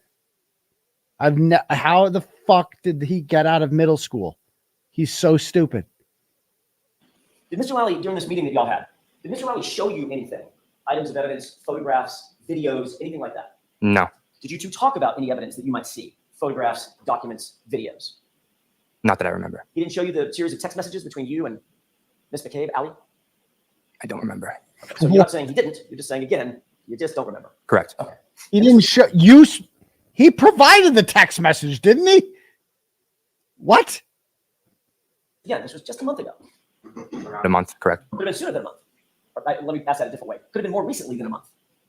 I don't know. Don't know that either. Mm-mm. Is that no? Yeah, no. So, Mr. Albert, you have to answer yes or no, not just. All right, sorry. Where were you when this meeting a month ago took place? At the DA's office on Shawmut Road. Who contacted you to come to the DA's office? I do not remember that. Don't remember that either. No. Phone call from Mr. 𝗠𝗠, maybe? I don't believe that I received a phone call. Maybe my lawyer did or my father, but I don't know. I don't believe I did. So if your father received a phone call and then told you need to go to the DA's office to meet with Mr. 𝗠𝗠, that would be a conversation with your dad about your preparation for your testimony, correct? I wouldn't say so, no. You would categorize that as such? No. Okay. Because, of course, even though you went to the DA's office to meet Mr. 𝗠𝗠 and a sergeant from the Massachusetts State Police to talk about your testimony, you didn't mention that to your dad? No. You didn't mention that to your mom? Nope. No. When you got done with that meeting, Dad didn't ask you, how'd it go, son? Nope. Your mom didn't say, Nobody believes this. how was that meeting? No. About this massive murder case? Objection. Let me ask you a different way. Do you consider this to be a high-profile murder case? Objection. Saying don't know what you ask me to. In your mind, this is an important case, correct? Obviously. Correct. You knew the answer to that one. But according to you, it just never comes up in the Albert household. No. Like, come on. Like, it never comes up. We never talk about this case in which the world is accusing us of being murderers. We just don't talk about it. We have a don't ask, don't tell policy in the Albert household.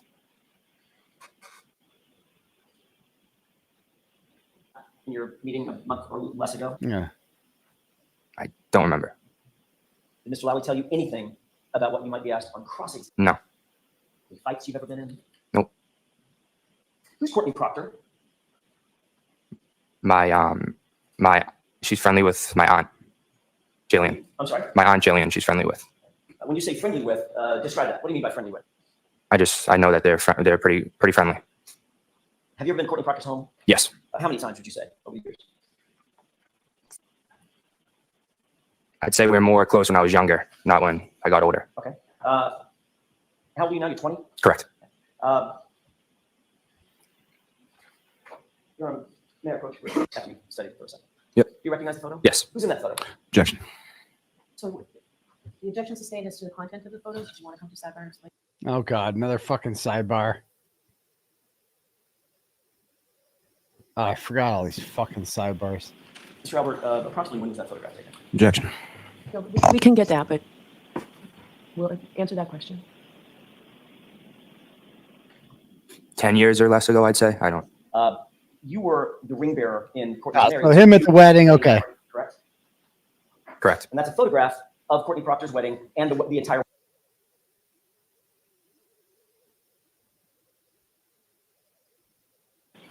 I mean, all the sidebars. I forgot how horrible this was. Both you and Michael Proctor are depicted in the photograph, correct? Correct. How long have you known Michael Proctor? Since I was a little kid. And you've known him well enough to know, I want you to tell me, or tell the jurors, but you know where he lives. Yeah. You consider the Proctor family close to your family. Yeah. During the course of, for instance, just as an example, during the course of this event, joyous event at a wedding, you actually sat at the head table along with the Proctor family because you were given the honor of being the ring bearer in Courtney's wedding. I mean, you're right. This is like such important testimony, man. Because it's like this, the fact that the lead, forget Michael Proctor's text messages and how horrible they are that kind of stole the show. We didn't even know that stuff before I got involved. I didn't even know about the text messages. And I thought Michael Proctor was this shady, dirty cop. He has known Colin Albert forever, his whole life. Right? He was in the wedding party of his sister. They sat at the same table together. Okay? The Proctor family, Michael Proctor's mother said that the Alberts are a second family, particularly his clan of the Albert family, the Chris Albert clan. That segment of it. And this kid was never interviewed by Michael Proctor or any other state police. The fact that he was in the house at all was never like let's suppose he wasn't in the house at the same time as John, which he was. You're still going to want to talk to him to like get him on record and say, yeah, I left before he got there. He was never interviewed ever. Like, how is that not the biggest fucking red flag? This is not normal. Of course you're going to fucking interview him. Correct. And you know, of course, that being in a wedding party is reserved for those special family members and friends, correct? Objection. Sustained. In your mind, was that a special honor? Objection. Is that what you thought when you were little? When you were in that? I'd say so, yeah. Okay. And wrong answer, dipshit, by the way. Yeah, it was. Yeah, it is for close people.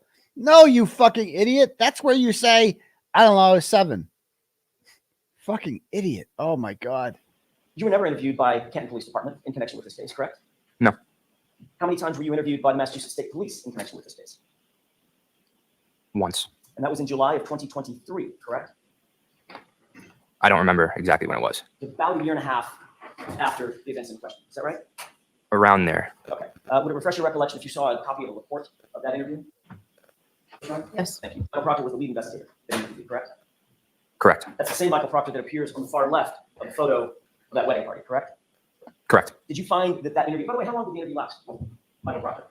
I do not remember. Do you remember testifying at one point that it was about 10 minutes? No.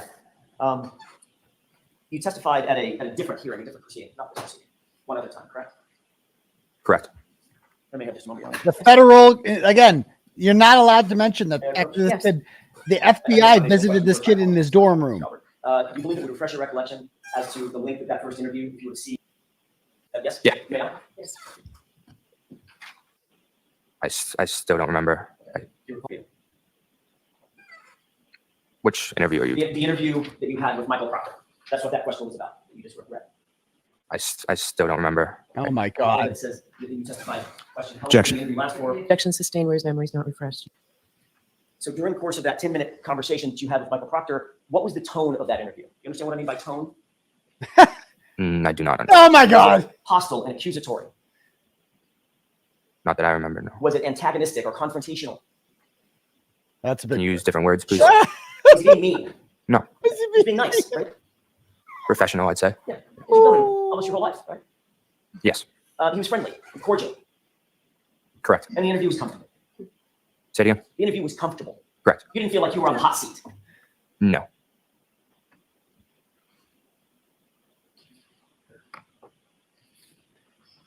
Oh. Did you find that the interview with Michael Proctor was consistent with the relationship that you've had with him your whole life? Oh, that's... Meaning he's always been friendly to you. He was just as friendly in that conversation. Not really, no. How is he different? I'd say more professional. Okay. Obviously, he was doing a job, correct? Correct. So more professional, AKA, I did have a personal relationship with him, and he was acting more professional in this capacity. So I know the personal side of Michael Proctor, and this is the professional side. I know the difference because I've experienced both. That statement right there basically says, yes, I know Michael Proctor pretty well. The way he's acting now is different than he normally acts. Why do you know what he normally acts at all? And you recognized him? Yes. He recognized you? Yes. You made natural greetings with one another, correct? Correct. He questioned you about a few things. Correct. He didn't look at your phone. He didn't ask to take your phone away from you. No. He didn't ask to seize your phone or seize any other physical items from you. No. You weren't asked to come down to the police station and sit in an interview room, an interrogation room. Nope. No. Matter of fact, where did the conversation take place for those 10 minutes? In the DA's office on 𝗳𝗏 Road. DA's office on 𝗳𝗏 Road. Who else was there other than Trooper Proctor and his partner at the time, Trooper Clark? Can you Who else was there? Was it just Trooper Proctor, Michael Proctor, and Clark? Yes. Okay, so it was just the three of you. Yes. And Trooper Proctor was the one that was sort of leading the conversation. Yes. And when it was done, he said, "You're free to go." Correct. And he didn't take your phone. Nope. He didn't ask you to look at any text messages. Nope. He didn't look through your phone. Nope. He didn't take any screenshots or videos of your phone or the contents of your phone. Nope. Just let you walk out the door. So I guess there's more. Hold on. Hold on. I thought that was the whole thing, but there's some more. Hold on. We didn't even get to the good shit about Bang Bang. He didn't even ask any of that. Is it in here? In the Karen Reed murder trial with Colin Albert expected to take the stand again. Whenever you're ready, Let's Mr. listen in. Jackson. Thank you. Any coverage of this case online? Nope. No social media? No, I don't have social media. No news coverage? Nope. Nightly news, Channel 25, Channel 5? No. National news? Nope. Blog? Absolutely nothing unusual in February 2022. Did you find out? Thank you. Mr. Albert, I'm going to shift gears for a quick second. On July 27th, you and your attorney appeared at a hearing in a separate proceeding, correct? Grand jury. I don't. Let me ask it a different way. The You grand testified jury. in a different proceeding, not this trial, but a different proceeding. Correct. Okay. You appeared under oath. You appeared with your lawyer. You gave testimony, and that's part of what you looked at a second. Correct. But when you met with Michael Proctor, you did not feel the need to take an attorney with you. It was just you, Michael Proctor, and Investigator Clark, correct? Objection. That's sustained. Good, Jordan, but we're different generations. At your age, your most convenient way of communicating is through text messages, correct? Correct. I mean, if you're going to grab a buddy, say, let's meet at the such and such ball field or whatever, you're going to text them, probably not call Either or. them. Okay. But texting is pretty common between you and your friends. Yes. Texting is certainly common between you and Alan. We've already seen evidence of that, right? Yes. And that's generally how you like to communicate with Alan. I'd say so, yeah. In fact, when you reached out to her for a ride, there were like 8 text messages back and forth just for a pickup, correct? Correct. Yeah, just want you right. Sure. Okay. Mr. Jackson, do you want the Commonwealth? Yes. It's only part of the text string, but does that look like it's an accurate representation of what you're looking at? Yes. And this is a series of texts on or about January 28th and 29th of 2022, is that right? Yes. And Mr. Albert, you needed something as simple as a ride. You were just asking Ali to give you a ride, is that right? Yes. And You can get me now. So again, that's another thing. His story makes no sense. Another reason it's okay to say Colin did it on the bottom of a rubber ducky is because maybe I'll write a story about this tomorrow. Why it's okay to think Colin did it. Right? His story makes no sense. They want us to believe. Have they ever said how Colin got there? If Colin didn't drive there himself and 𝗵𝗄𝗆𝗆 gave him a ride home, who the fuck dropped him off there? That's what I'd like to know. Because I think it was 𝗵𝗄𝗆𝗆.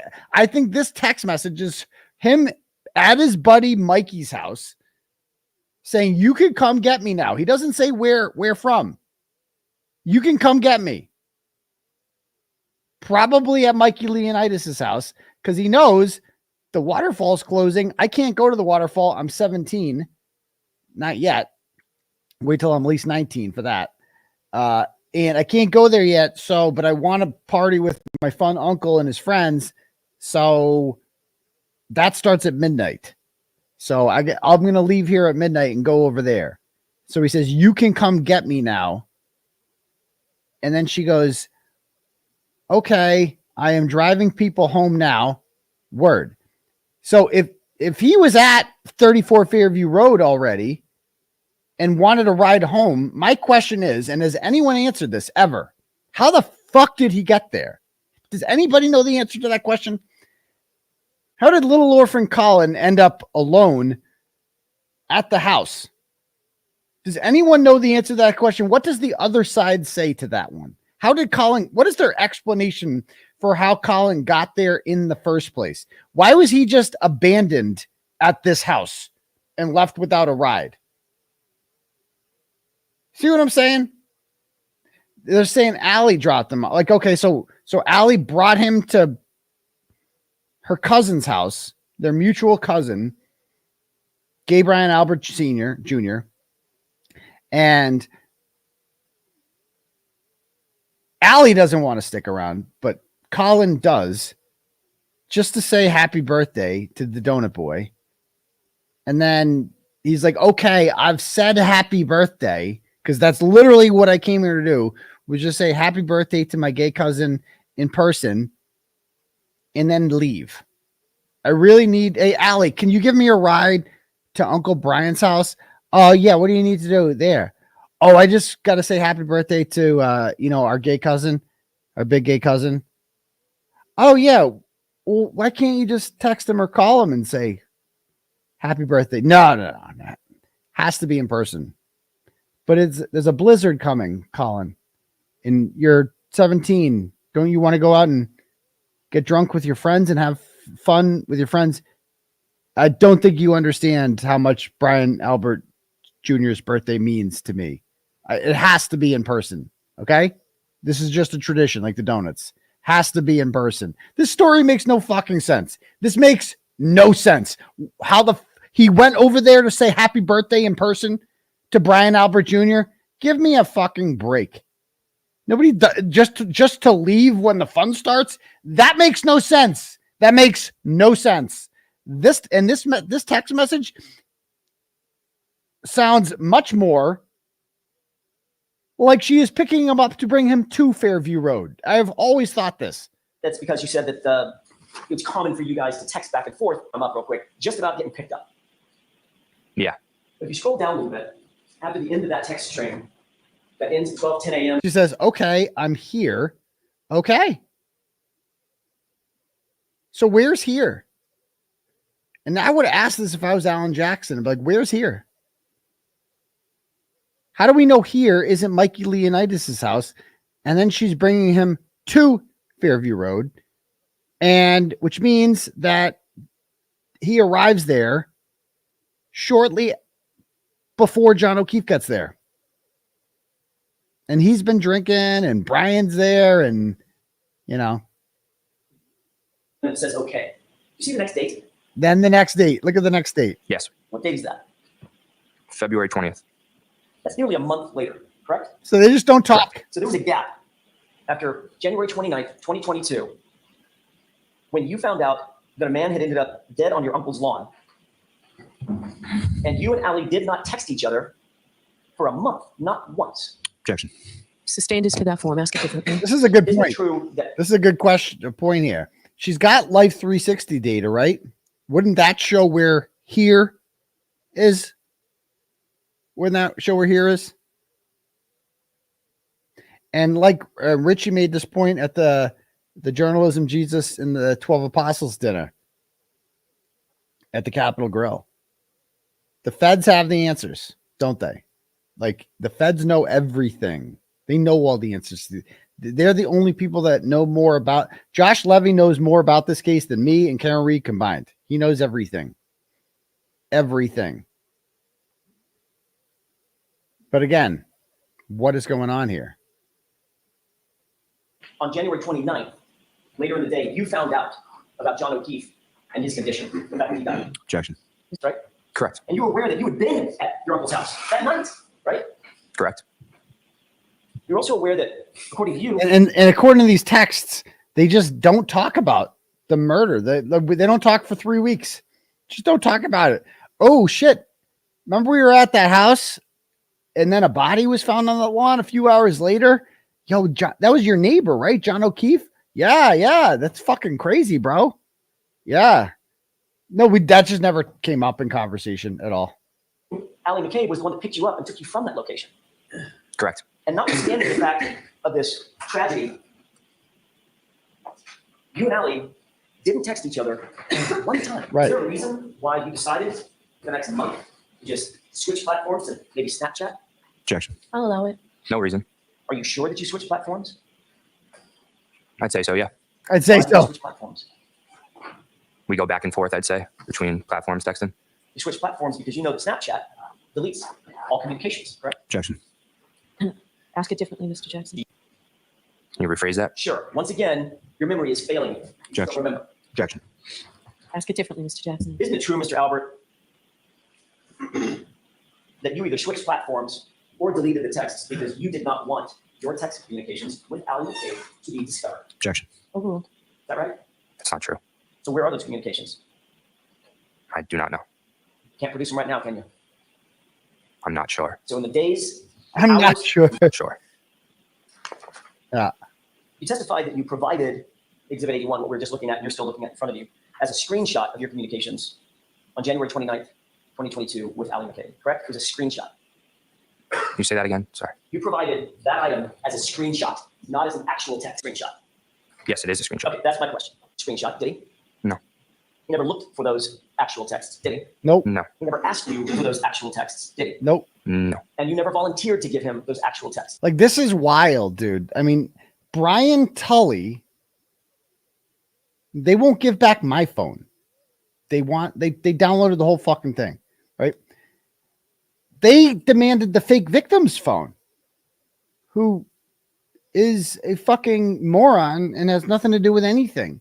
So they could download her entire phone. But Colin Albert, just give us a screenshot. Screenshot will do. Just give us a fucking screenshot, pal. Yeah, that'll do. Did you? I think I volunteered to, yeah. On that day? Oh, no, not on that day, no. Not on that day. You know what a phone extraction is?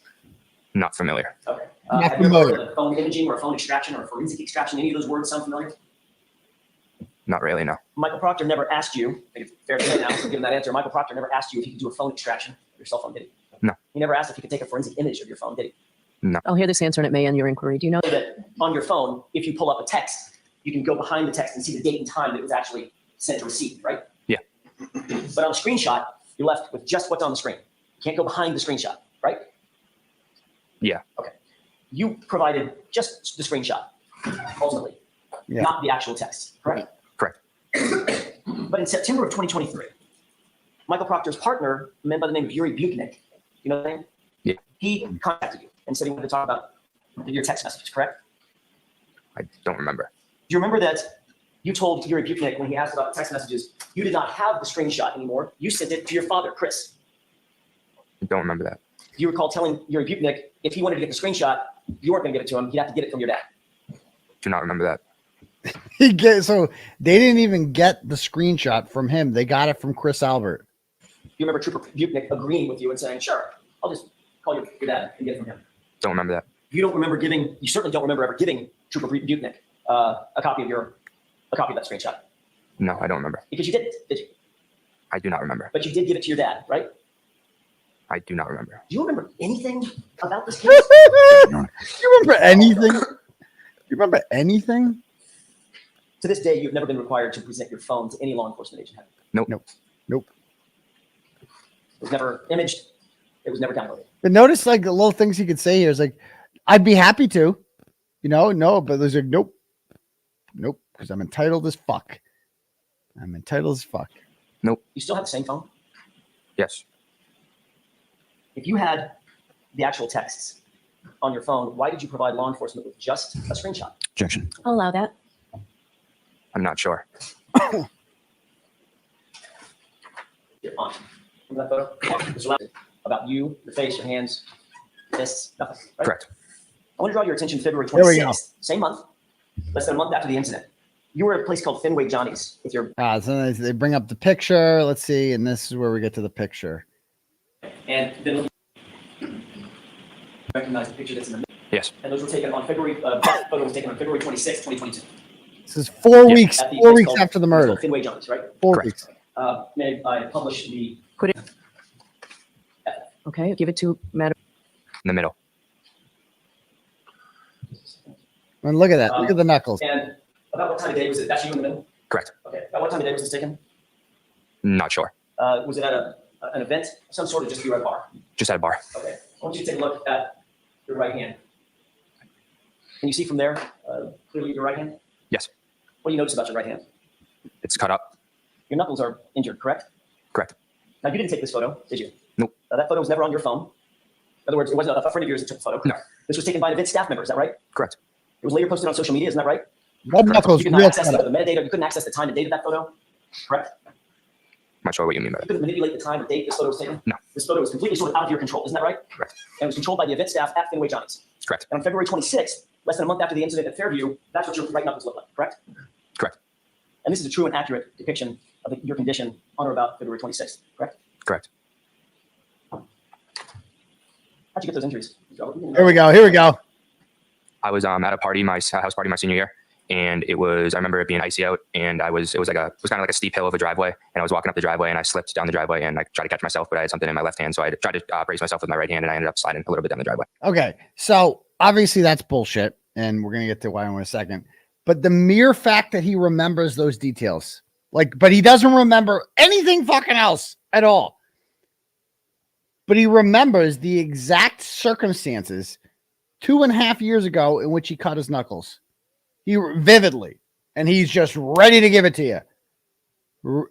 They never talk about the trial though at home. They never talk about the case. They don't talk about anything. But if you just randomly ask him about how his knuckles were cut up 2.5 years ago, he can spit it out in 5 fucking seconds. Like so fast. But they've never talked about this stuff before, guys. Never. And again, why do I think Colin did it? Because this is how he's lying. He's a fucking liar in a murder trial. And he's a piece of shit. He's a sniveling little punk who acts like a hardo. And I know from my case, cries about what a victim he is afterwards. Call the cops. Call the cops. I mean, what a little pussy bitch he is. What do you have in your left hand? If I remember, it was either my phone or a beverage. So according to you, beverage. You fell on ice and injured your knuckles, as we just saw in that photograph, right across the top of your knuckles. Correct. So you fell onto what, pavement, asphalt? Yes. And you braced yourself when you fell your entire body weight by putting your right hand down at a fist, and you injured your right fist, just the top of the knuckles on your right fist when you fell down. Correct. Seriously? Seriously? Objection, Your Honor. Seriously? Oh, good. You put your palms down when you fell? It's just like imagine falling down. Oh, I'm slipping and falling. Most of us would go like this. Not Colin. He's like, better brace my fall. My knuckles. Just the tips of the knuckles, not the whole knuckle. Just the tip. Just for a second. Just to see how it feels. You fell your entire body weight on your right fist and just injured the top portion of your knuckles, correct? Seriously? Correct. Those injuries to your knuckles look an awful lot like the type of injuries that you would get. Objection, Your Honor. Sustained. You ever been in a fight, sir? Other than with my brothers, no. You've never been in a fight? Nope. And they were another lie. I've never been in a fight. We found 3 videos. His lawyer, 𝗄𝗄𝗆 went on Court TV and said, Turtleboy put a bounty out and said $100 for anyone who gives him a video of Colin fighting. And he hasn't produced it yet. I produced it like 2 hours later. I've tweeted at 𝗄𝗄𝗆 a million times about that. Any comment on this, Joe, how you were wrong that Colin has been in a fight? We found 3 videos. No comment. I mean, this is why would he lie about this? We know the knuckles is a lie. We know it because we have common sense, but we can prove this is a lie because we have videos of him fighting. Not 1, not 2, but 3 videos of him fighting. Oh, they were just play fighting. The black kid that kicked the shit out of him wasn't play fighting. I assure you that. Your entire life? Other than with my brothers, no. Never hurt your knuckles before? Not sure what you mean. Never hurt your knuckles in a fight? No. And in this case, we fell down on the asphalt. It was only the top 4 knuckles of your right hand, correct? Correct. You right-handed or left-handed? Right-handed. You box? Nope. I'm sorry, you don't box? Nope. You've never boxed? Never. You ever practice boxing? I've hit the bag for like cardio, but other than that, no. When you hit the bag, is that considered boxing? I wouldn't say so. Not It's not jumping really. rope, is it, Mr. Albert? No. It's not doing curls? Nope. Not doing push-ups or calisthenics? Nope. It's hitting a bag, correct? Yeah. That's boxing, right? I'd say yeah. Yeah. No. Just falling on the asphalt. Correct. Any other cuts or scrapes from that terrible fall on the asphalt? Objection, Your Honor. Oh, we fixed it. Any other cuts or scrapes or injuries from that fall? I don't remember. Just your right ones. Just Yeah. Yep. Normal. Your Honor. The objection sustained. I'll see you with sidebar on this. I'm familiar with this. All right, and then they go to break. Then he comes back. He finishes them off. We get the bang time. Remember they had to have a huge thing about whether or not they're going to allow the bang bang video in, and I'm like, there's no fucking way they're going to allow it. She allowed bang bang in. And here we go. Thank you. Thank you. Correct. I'd like you to take a look at the video. It's been that's evidence number 86. I'm going to play the short video for you and then ask you a couple questions. Now you're hitting boys. I will beat all your asses. I promise I will fuck you all up. Pull up, bitch. Did you guys recognize what was depicted in that video? Yes. Who was that? Me. Approximately when was that video taken? Around my sophomore year in high school. Sophomore year or senior year in high school? Say around my sophomore year in high school. Why do you say your sophomore year? Let me ask it a different way. Did you previously testify at a different hearing back in July of 2023? Long time You ago, asked about this Ben. video, weren't you? Long time. Yes. You asked about another video at the same time, correct? Correct. And in that hearing, you said you believe that was taken closer to your junior year or senior year in high school, correct? Correct. That was under the oath? Correct. Same oath that you took here? Correct. Closer in time to the events in question. And at that time, you said... So he was asked about that video. That's interesting. I forgot about that. He was asked at the federal grand jury about that video. That's interesting. That video, by the way, first reported on Turtleboy Daily News. But you know, I'm just a blogger, right? That's the thing about this is like when they talk about what I've done with this, I'm more than just a rabble rouser. I've uncovered quite a bit of news about this, quite a bit. And that information that the federal government found compelling enough to ask him about when they brought him in for questioning in front of a grand jury. Your junior year or senior year in high school, correct? Correct. It was your senior year in high school. What year would that have been? 21, 22. So 2021, 2022. Going into 2022, correct? Yeah. The same year that John O'Keefe passed away. Correct. What did you mean by, I'm going to fuck you up? That I was going to beat them up? Actually, you didn't say beat them up. You said, I'm going to beat your ass, didn't you? Yes. That was a threat, wasn't it? Yes. And by the way, like, and this goes back to this. It's like, so you're just a poser? Like that's your testimony here, is that you're just completely full of shit, that you've never been in a fight before. So you've never beat anyone's ass. So you're just a complete poser. And you were hoping and praying to God that the Advantage Boys didn't take you up on your offer to fight because you've never been in a fight. That's what you're saying. You were hoping. You're like the cowardly lion. Like if you yell loud enough, they will just be like, oh, this guy's fucking crazy. I don't want to fuck with him. Like that's how you roll, is that you're just the guy that just talks a big game because you're afraid of the game actually being played. Like what? You might have directed at some other individuals with whom you had some sort of a... And again, if I'm on the jury, I understand. It's like, I understand Colin Albert's not on trial here. So I wouldn't be convicting him of anything. I would feel comfortable acquitting Kearney simply because this motherfucker is shady. He's suspicious. He's lying about something. Like, why is he lying so much about this? What the fuck, dude? A beef for a problem. Correct. And your resolution of that problem is, I'm going to fuck you up. I'm going to beat your ass. Right? Correct. But you've never been in a fight. Never. But you've never been in a... Could we play evidence number 87? Yes. May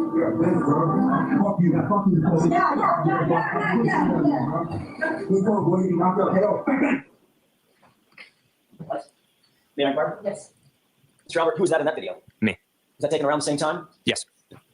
You indicated, you're a bitch, bro. Right? Correct. Was that a threat? Yes. More of an insult? Yeah, more of an insult. Calling someone out? Yep. Making them feel bad? Yeah. Prompting them to maybe fight? Objection, Your Honor. Yeah, I'll ask that question differently, Mr. Jackson. Also called him a pussy, didn't you? Correct. Derogatory comment?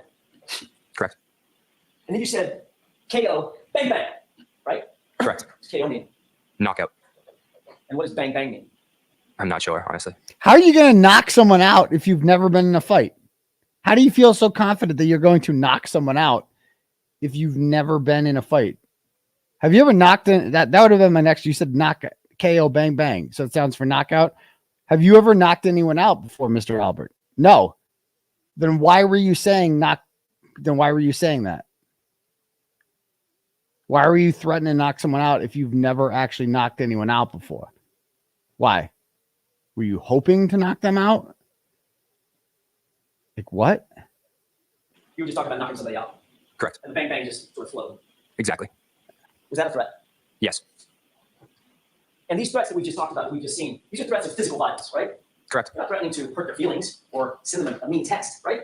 No. You're threatening to kick their ass, right? Correct. To get physical, right? Yes. To ball up your fists and beat the shit out of them. Objection. Can you answer that? Will you answer that, please? Yeah, can you repeat the question? Probably shouldn't. You were threatening to ball up your fists and beat the heck out of them. Objection. I'll allow it. Is that what you were threatening to do? Yes. When you testified in a separate proceeding in July 2023, you actually showed up for questioning live, correct? Yes. And you showed up at the time in July of 2023 with your knuckles busted out again, didn't you? Correct. And you were asked about your knuckles at that time, correct? Correct. And that time you said, oh no, I didn't fall down on black ice and slip and break my fall with my knuckles like you said. Here, you said, oh, I hit a heavy bag and busted my knuckles up on a heavy bag, right?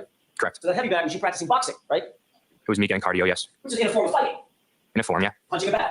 Yep. That's how you choose to do. So he cut his hand up on a heavy bag. So this guy who's never been in a fight before trains with a heavy bag and fights and punches with a heavy bag. Who believes this? Your cardio. Sometimes. And you're right-handed? Yes. And it was your right hand that was busted up. Correct. So when you throw your hardest punch, that's with your right hand. I'd say, I'm not sure. I'd say they're equal. You're equally strong with both hands. I'd say so. So in your words, you could fuck somebody up with either hand, right? Objection, Your Honor. Can you answer that? No, I'm not saying that. That's all I have, Robert. Okay, Ms. Wiley.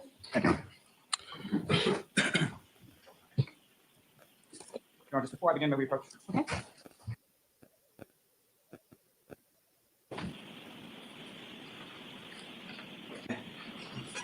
You and I and other individuals met prior to your test examination that you haven't had. Okay.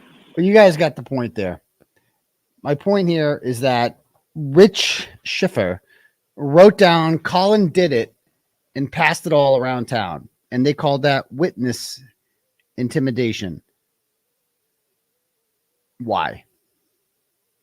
How is that witness intimidation?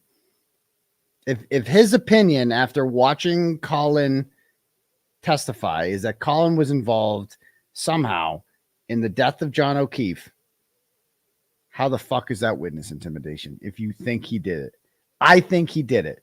Matter of fact, I just tweeted out Colin did it, and maybe I should have added ...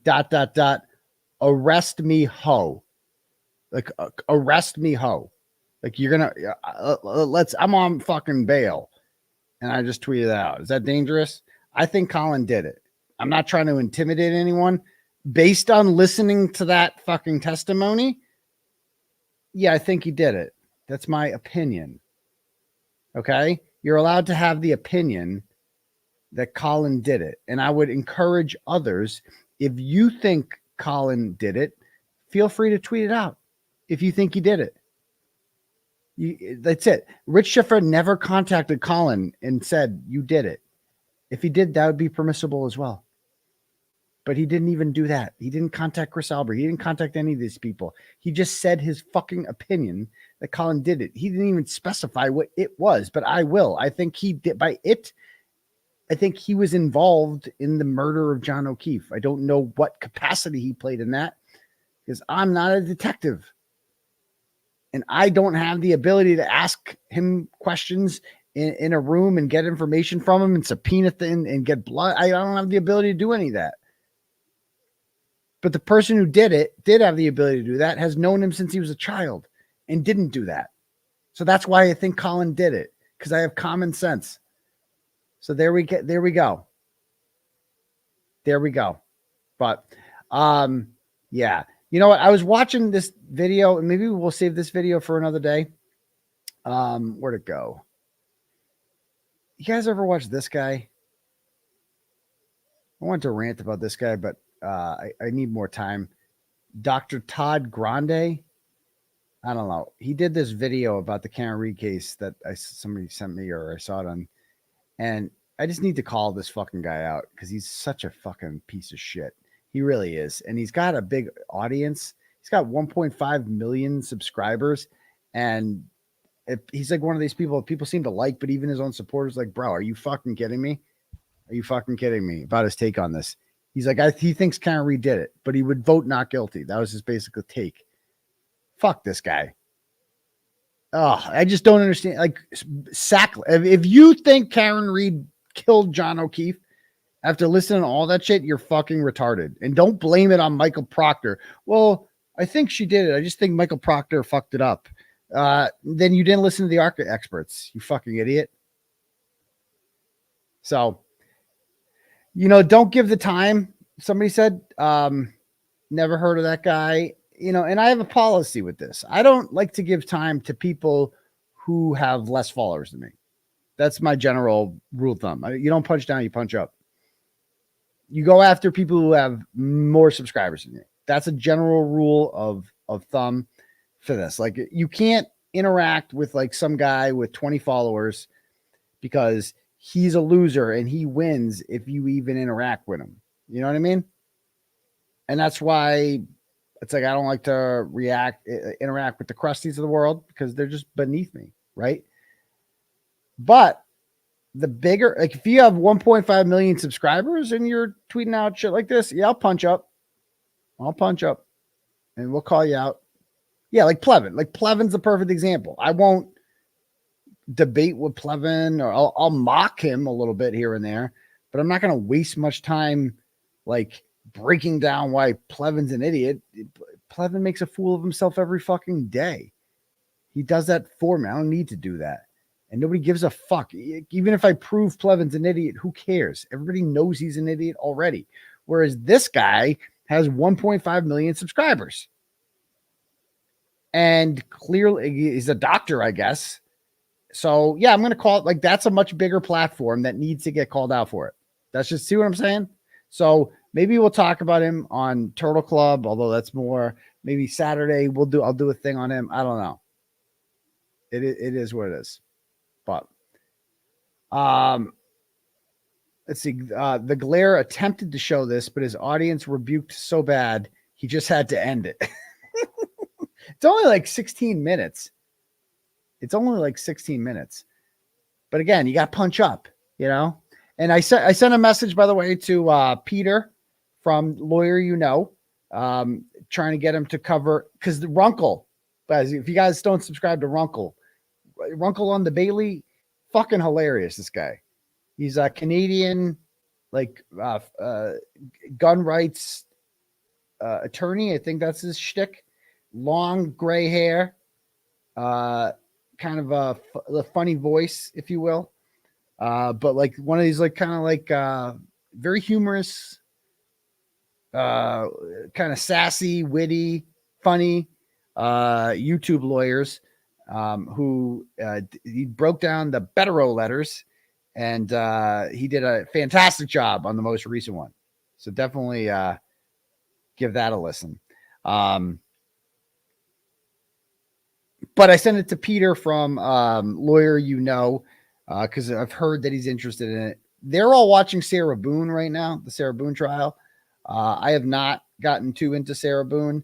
I know she killed her boyfriend, Jorge, I think his name is, in a suitcase, something involving alcohol, and died in the suitcase. And she said it was an accident, I believe.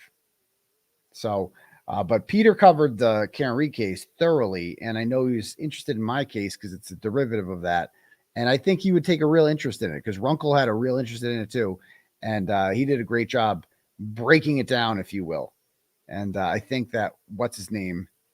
That Peter Tiagos, I don't even know his last name, how to pronounce it, but I think he would do a good job as well. And I think he would get it. Like, he got Karen Reed, he would get this, etc. But yeah, Runkle is from Canada. He's a Canadian First and Second Amendment guy. It seems like he is. He loves the 𝗵𝗄𝗄 letters. He is hilarious. Like, I was cracking up at this guy. This guy is funny. I only recently got into him, to be perfectly honest with you. He's a funny fucker, as they say. When he's hammered, it's a laugh fest. Yeah, again, I'm just getting into him. He's like 5. Oh, and I bet another one, Andrea Burkhart. We got to get her into it too. Well, I want all the law tubers to cover my shit. Because my shit's fascinating. You know what I mean?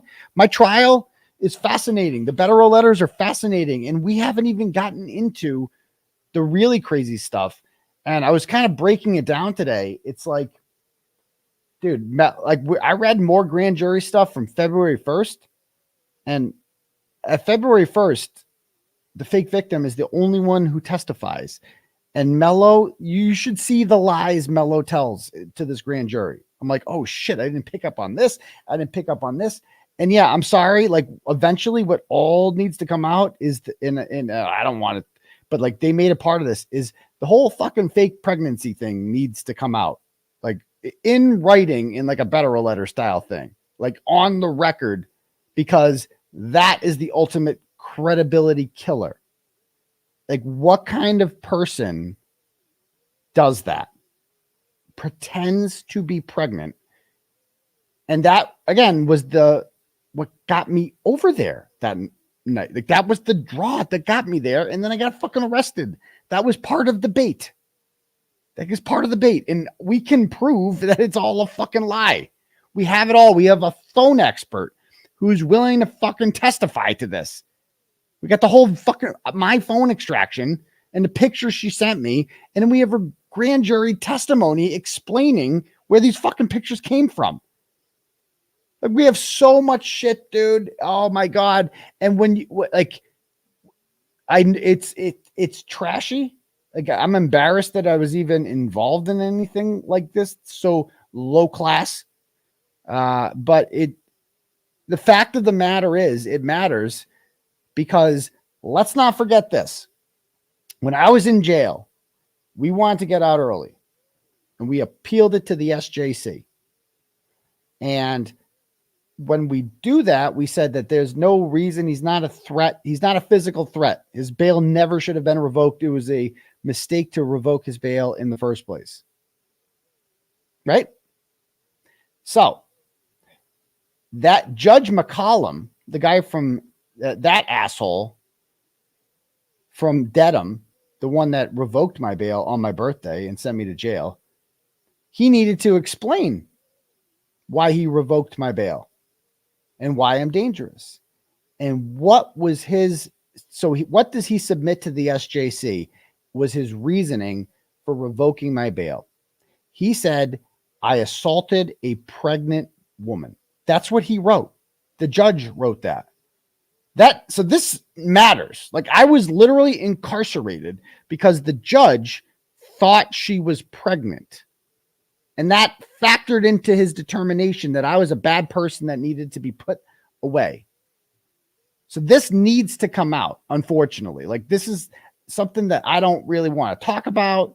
Like it's fucking embarrassing. It's trashy. It's not my finest moment. But the fact of the matter is a judge believed it. And we can prove it never happened. It was no, and the whole, it goes to the manipulation of it all. You know, like everything, when you read all the messages, you're like, holy shit. Holy shit. Like this could have ended a long time ago, but the fake pregnancy is what kept it going. Like she used it to keep him around. And, you know, there was fake abortions in there. Like you're going to see, she pretends to have an abortion on November 27th, sends me a picture on November 27th from what she claimed was a Planned Parenthood.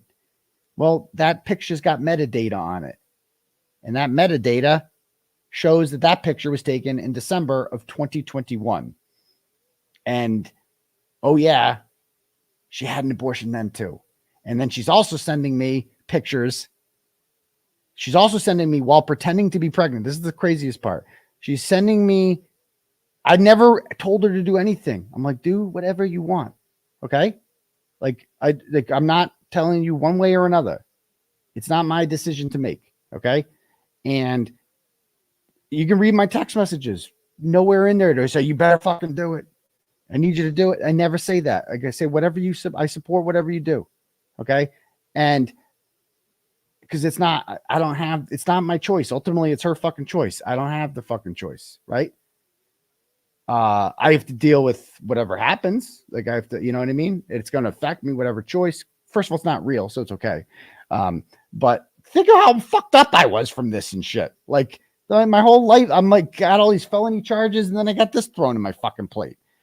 And she is sending me literature, like pro-life literature from like right-wing websites and shit, saying, I can't go through with it. You're making me do this.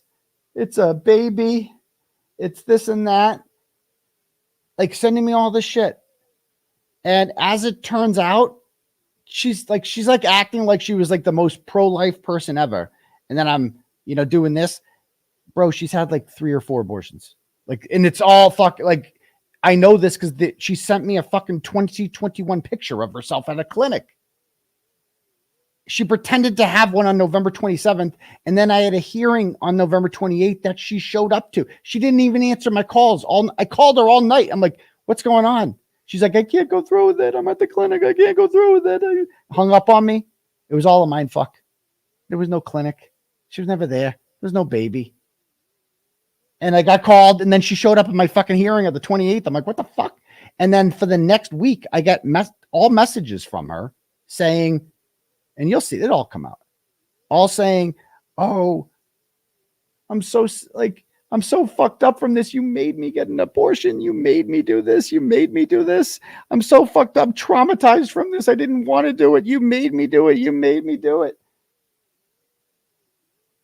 So if I have it in writing on December 3rd that I had an abortion, you made me do it, then why the fuck is she still pregnant on December 23rd? Riddle me that one, Batman. If she's telling me in text message all week that I made her get an abortion in early December and blah, blah, blah, and then boom, December 23rd, why the fuck why is she pregnant on December 23rd? How'd that one go? So was she lying on December 3rd or was she lying on December 23rd? Either way, it's fucking manipulation. And Ken Mello has the audacity to say that I'm a manipulator. Like, bro, what? So this all has to come out because this comes out. The one thing with my case with her as opposed to the McAlberts, everything I did with the McAlberts is on fucking video. I don't deny anything. It's all on YouTube. My argument is it's all legal. It's all First Amendment protected. The things that she's claiming I did were all behind the scenes. We're all, when we got in my apartment, he made me go through the phone and was threatening me with revenge porn and my babies and this and that and DCF documents and all this shit. That never happened, but it's my word against hers. So that's why when her case, credibility is going to matter a lot. And if you're the kind of person who pretends to be pregnant, manipulates people with old pictures, pretends to be pro-life, pretends to have abortions, like pretends to take abortion pills in order to make you to stay in an apartment so you don't fucking leave, threatens to harm her own children, like that shit comes out, that all matters. That all matters when it's a he said, she said, ultimately with the witness intimidation. It all fucking matters. So it all needs to come out. And I don't want this to come out. This is embarrassing. This is not a part of my life that I'm particularly proud of at all. I'm actually ashamed of it. But unfortunately, it has to come out. But all right. Let me see. And yeah, again, that's totally, and that's another good point that 𝗫𝗍𝗄𝗆 says there. Like the state police are using people like this as a source.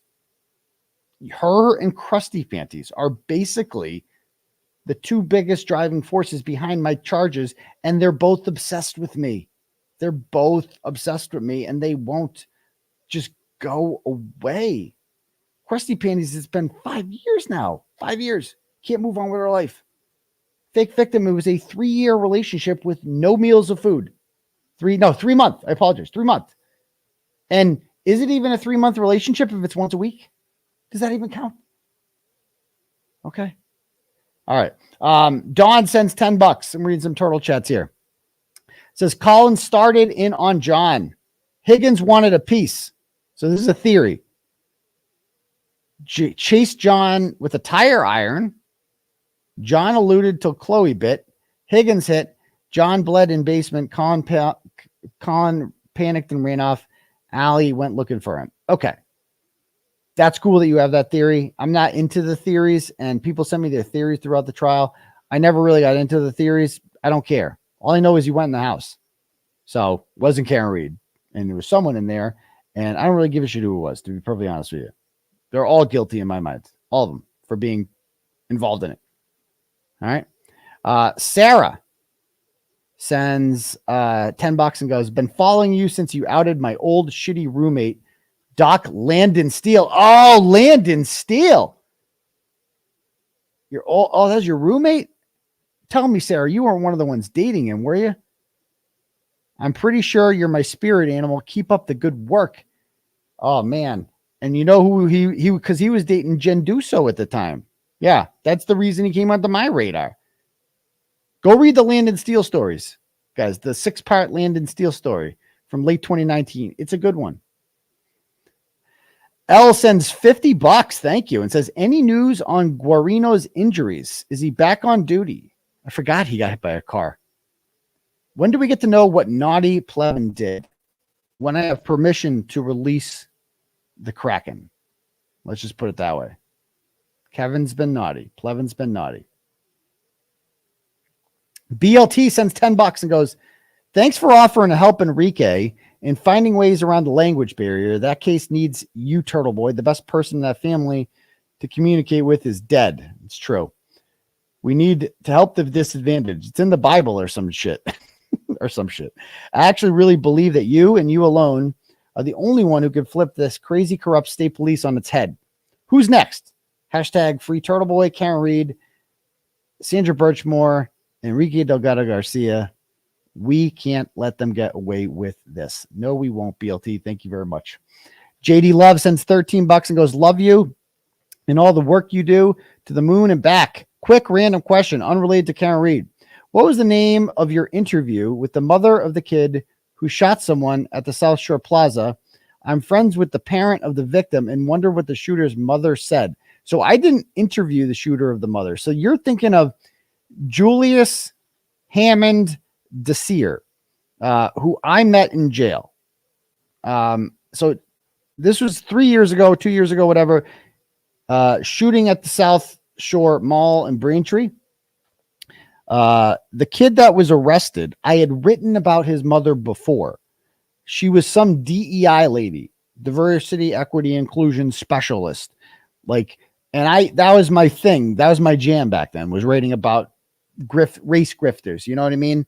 The DEI, I call it the racism industrial complex. These grifters selling DEI trainings and shit. And she was one of them. She ran for school committee in a little town called Maynard. I think that counts as Central Mass, right on the Middlesex County. And so I wrote about the mother, and then her son ends up getting charged with murder. And I'm like, this rape, instead of maybe worrying about DEI, maybe you should worry about your son because he done shot someone. And so I'm in jail, and I'm in that area where I'm doing my exercise at night, where the bad kids go. If you got in a fight or something, they sent you to this area. And so there's like 6 kids in there that got in a fight, and they're in the hole. It's basically the hole. They're in this their cells by themselves all day. They got 1 hour of rec. It's fucking horrible, but they don't mind it. They're just like, yo, what up? Yeah. And so I come in there, and he calls me over to his cell. He's like, yo, you wrote about my mom. I'm like, oh, I did? Who are you? My Julius. Oh, okay. And what are you in for? You remember that South Shore Mall thing? They're saying I allegedly did this. And okay, so allegedly, and I talked to one of the COs about it, like, oh, you fucking did it. You walked right up and shot somebody in front of another kid, shot him in the face, killed him in broad daylight. And he gets in tons of fights in here and stuff. He's a fucking douchebag. So he was convicted this week, and he's getting sentenced tomorrow, probably to life in prison. Way to throw your life away, kid. Good job. So, again, I don't know. So JD Love, There is no name. So if you just Google him on my website, it'll come up. I don't think the shooter's mother has spoken. Sarah Clancy sends $75. Thank you, Sarah. No comment, but I appreciate the dono. Also here, a Cash App, couple Cash Apps here. Can't forget these. Melanie sends $5 and goes, I love you. Thank you. You're very welcome, Melanie. Love you too. Okay. I think that's about it. Anyone have any more questions?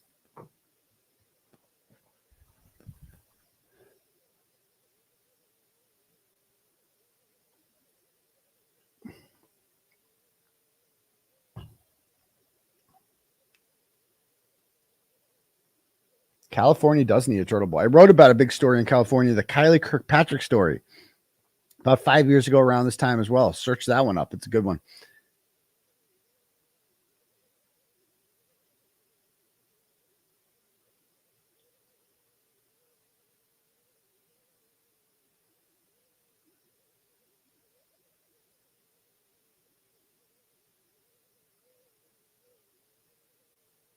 Yeah, I did unintentionally get involved in the nutbag, but it is, I should have researched her more. You know what I mean? Like I could have avoided a lot of this shit.